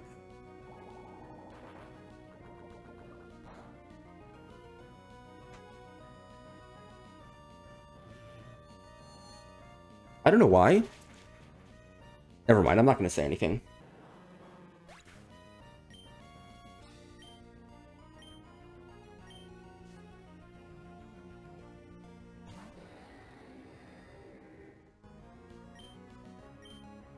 So we knock off the Focus Band.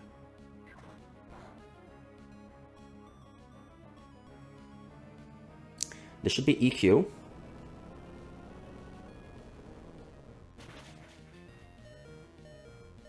We're never dead to that.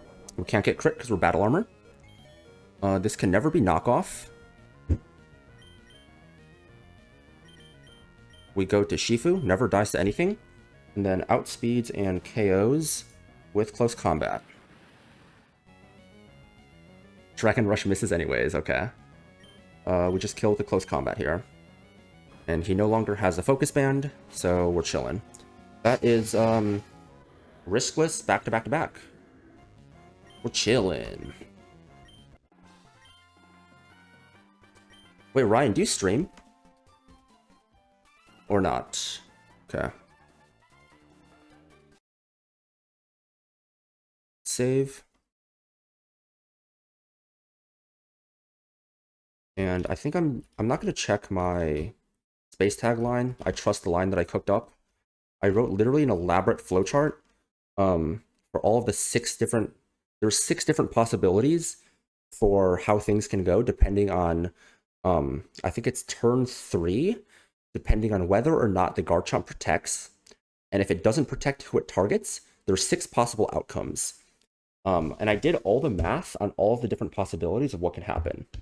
So Conkeldurr dies 40% of the time. Blaziken dies 0.5% of the time. And then we wipe 1 in about like 800 run. 1 in 800 times we wipe. So let's hope we don't hit that 1 in 800.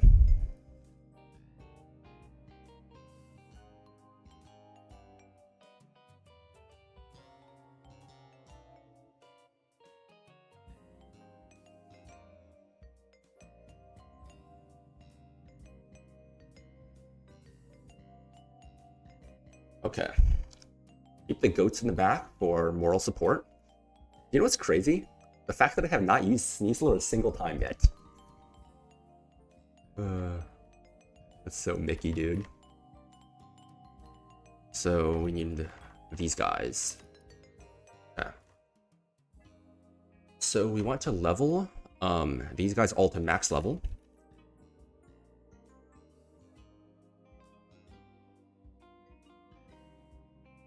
In terms of items, so we're obviously leading Kecleon. We have Conkeldurr, and we have Blaziken. Blaziken needs the black belt. Black belt. Conkeldurr needs the life orb. And Kecleon, we actually, this is funny. Kecleon needs a very interesting item. Oh, I already have Choice Band. Okay. Kecleon wants Choice Band. Sneasler does do stuff on tag, but I have enough fighting types that Conkeldurr and Blaziken are by far the two most expendable ones. And my Sneasler also does not have super great IVs, so I'm not bringing him. He has 7 attack, 1 speed. I think it's Gentle Nature, or Lax maybe. I need to level up Conk. Okay.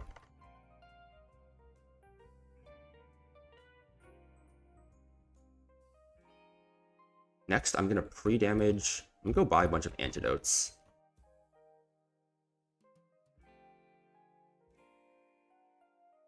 For pre-damaging purposes. I'm going to pre-damage Kecleon. It says 163, but I can go lower. 153 is surely fine. My Kecleon is 4 attack timid, so the fake out only does enough damage to the Landorus to guarantee Dialga Dragon Pulsing that slot if I give it a Choice Band. Icy Wind technology.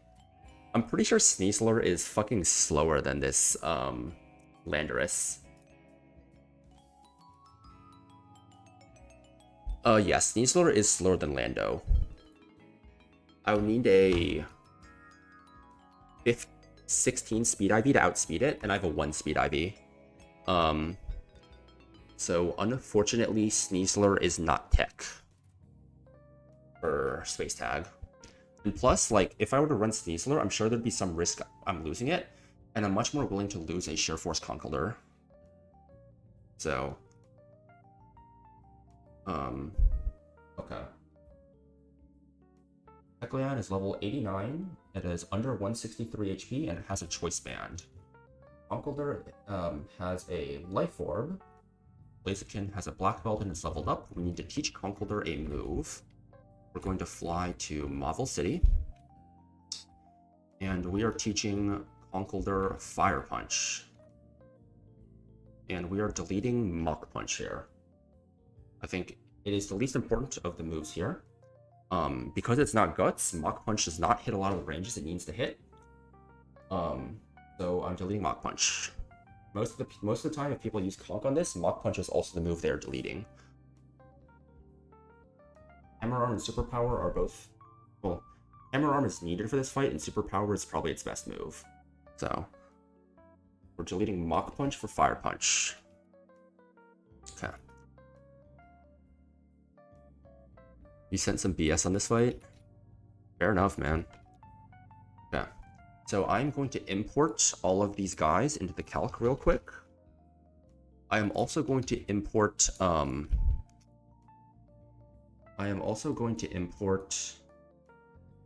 Even's team, so I have that before the battle starts. Leon... Where's my Conkeldurr? There he is. Okay.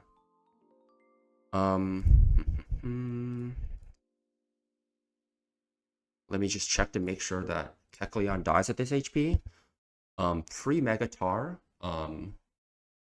does 163 min with Heavy Slam, so it's always going to go for the fast kill on my Keckers.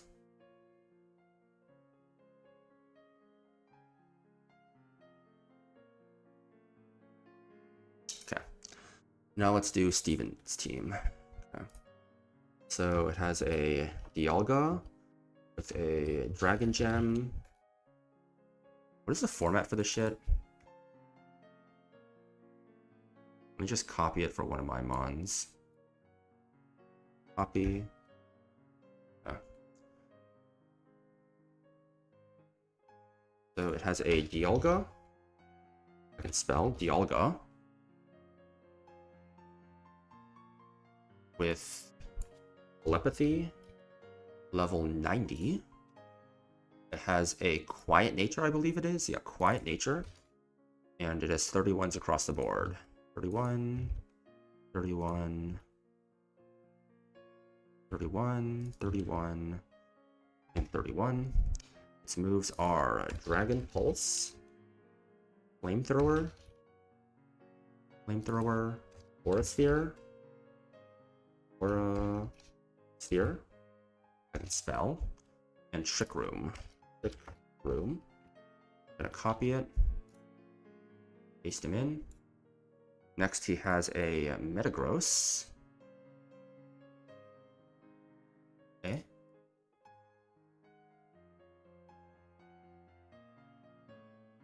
Okay, I gave him his Dragon Gem now. Now he has a Metagross with a Life Orb and the Clear Body ability. Clear Body, it's level 89. It has a Brave Nature.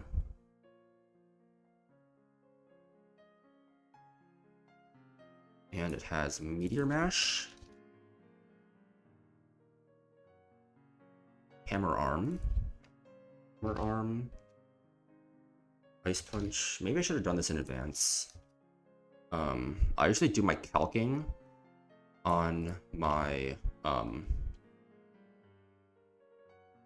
usually do a lot of my calking on my laptop while I'm like multitasking, and then I just stream from my desktop. We have Steelix Mega with the Steelixite. Gonna have Sand Force, level 90. It has a Brave Nature, and it has high horsepower. It has Body Press, Rock Slide, and Heavy Slam.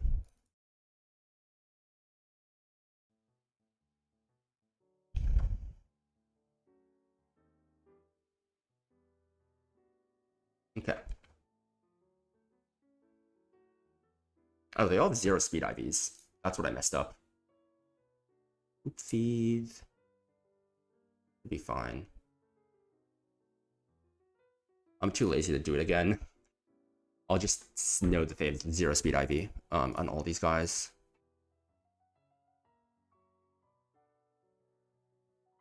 Okay. Let me just check all the ranges.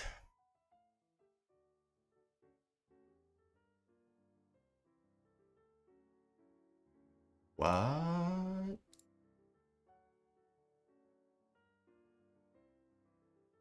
CB? Wait. Did I do the math wrong here? I did not do the math wrong. I did the math right. That kills you. That kills you. That kills you. That kills you. That kills you. Spread 11.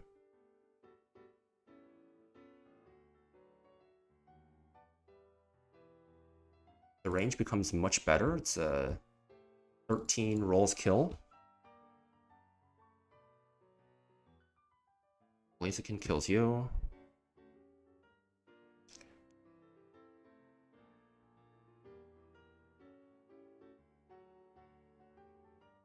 You obviously kill you.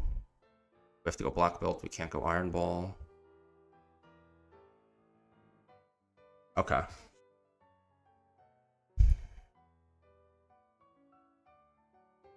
DB Kecleon. Life Orb. Hand was on for all these calcs. Obviously, we're clicking physical moves, so it doesn't matter. The ranges for those are all correct. That dies. You're gonna have a guaranteed kill there. We're surely gonna get chip, right? I think we should be good to go. Ah. Base tag.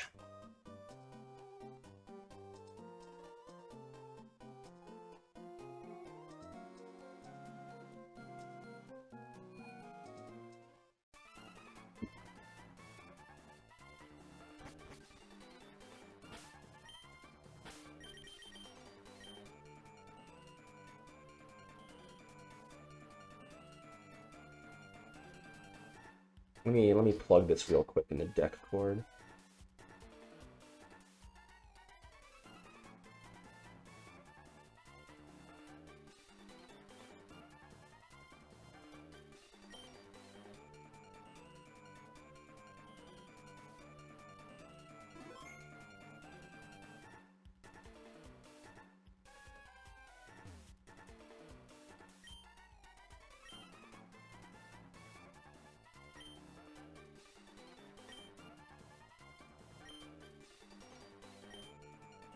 Don't be savage.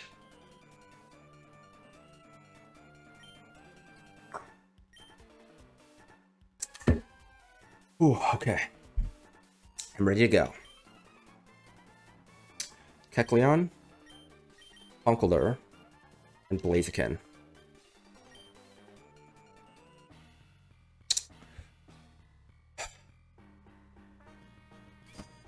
Team Magma, this is the end of the road for you.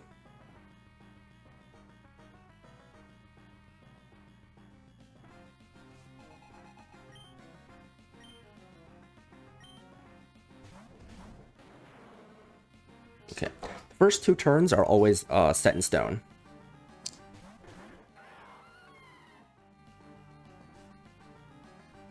Tyranitar sets up Sandstream.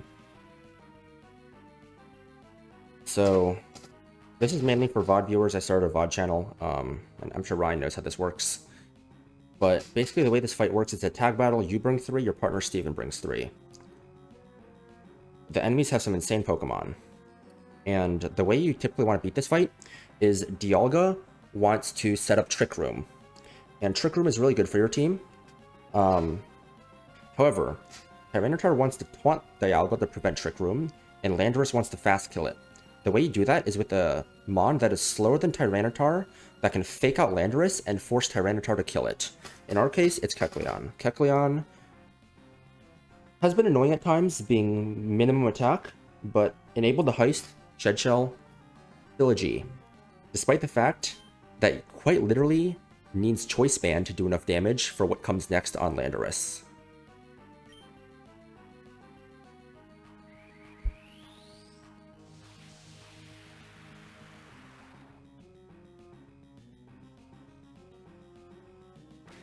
Fake out. Tyranitar is now going to kill Kecleon. 07's Kecleon. Up to 20 deaths now. Hopefully, not too many more. Dialga has now set up Trick Room. Now, because of the damage that we dealt with Choice Band Fake Out, Dialga now guarantees sees kill into Landorus with Dragon Pulse. And all of our mons are slow, which means that we underspeed the enemies. So Conkeldurr is able to click Hammer Arm, drop its speed even further, and kill Tyranitar here. Quad super effective, this obviously just ultra kills. Dialga does not see kill into Landorus with Aura Sphere.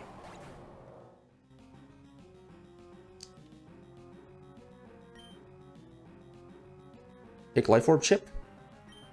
That is what we are doing.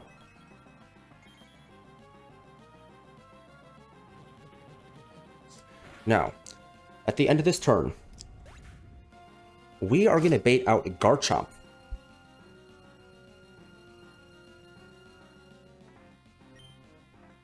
Because we show a kill to Heatran. Meanwhile, because Dialga used up its Dragon Gem, it is going to bait out Moltres. Now, Moltres cannot protect because it sees a kill into our Conkeldurr. However, Garchomp can protect because it sees no kills because it is not Mega Evolved yet. In an ideal world, so, because of that, Conkeldurr always kills Moltres here with Rock Slide. If Garchomp does not protect, there's about an 85% chance that Rock Slide into Dragon Pulse kills Garchomp here.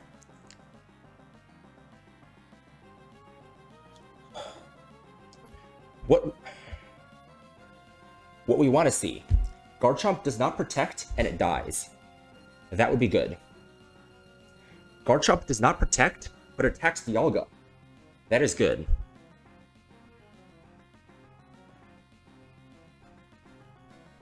Those are the two ideal lines. Nothing can fuck up after that. Well, there's a small chance, but we have to click Rock Slide here. If Garchomp just dies, everything is just smooth. Well, I think actually Garchomp attack Dialga is the best line, but it doesn't matter. We're clicking Rock Slide here.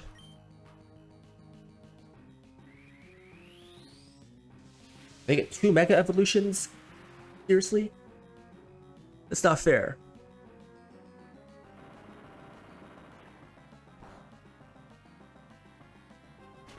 Okay, he did not protect. He did not protect.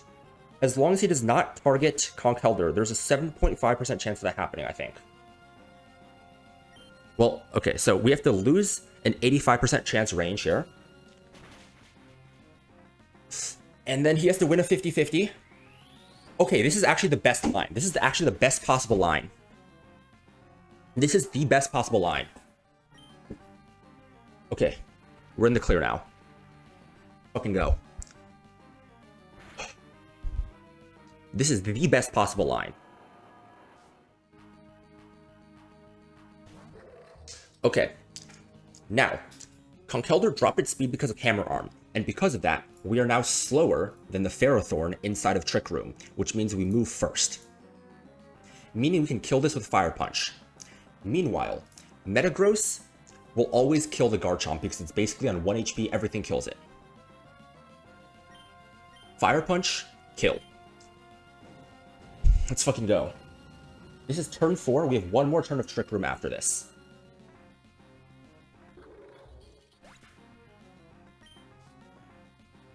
Iron Barbs, Rocky Helmet, Sandstorm Chip, all totally fine. Metagross underspeeds its Garchomp and kills it. And now the only mod left is Maxie's Heatran. And Conkeldurr kills this guy too. Conkeldurr lives. Frags 4.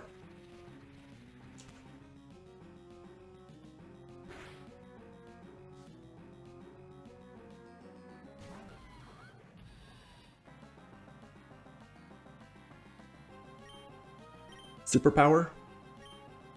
Send this bitch to the Shadow Realm.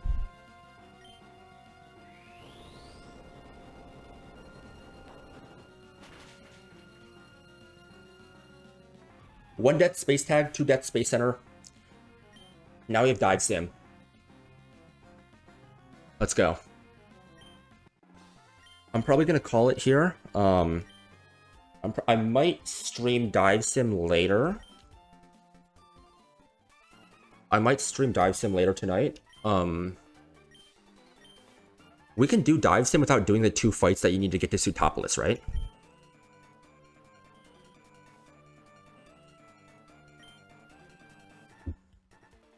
So I don't want to do those fights, I just want to do some chill, relaxing Dive Sim.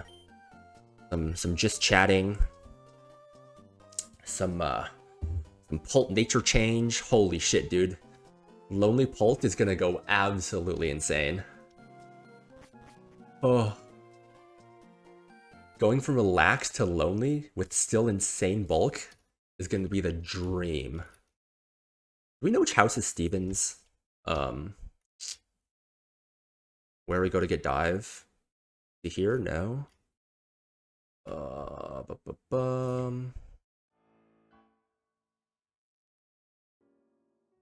There's some scales on 124, 125. Yeah, I think I'm gonna get those. I'm gonna get all of the remaining, like, TMs and gems and held items, whatever. Get the second scanner item. You've earned them. So we have dive. Steel Excite. Okay.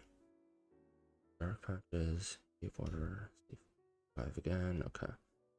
So you dive to get the second scanner item, right? I think you get 4 before the fights. Okay. Let me look at my tracker real quick. Consumable, no, candies and scales. Route 132 is gonna be after Seafloor Cavern. That's the candy. We're definitely not gonna use that. So we get 4 on 124. And then let's see here. Trainer battles, we're on Juan Split. These are Route 124 guys. Yeah, it's an abandoned ship. Okay, yeah, that's what I remembered.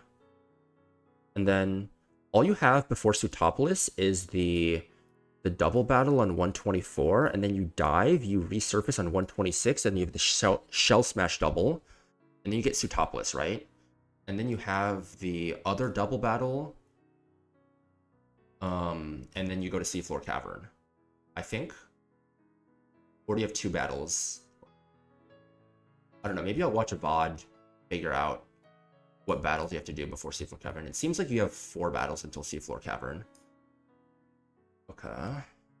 Excluding megas. Let's see how many scales you can get before then. I'll look into that before I probably stream later. Probably just short chill stream. Been a lot of stressful fights. So I'll just figure out all that stuff. So yeah, we can update the death counter. We are currently at 20 deaths now. Seems like every tough section of the game, it's like 2 deaths, right? It's like 2 deaths in TNL Gym, 2 deaths here, probably. We're definitely having more than 2 deaths in Seafloor Cavern. Archie is an absolute demon battle. That fight is absolutely demonic. And not that Shelly is any easier. Not that Shelly is any easier either. All we need to do is repel manip for the fucking Mickey B, right? Yeah, Mickey B. Yeah. So let's go find someone to raid into.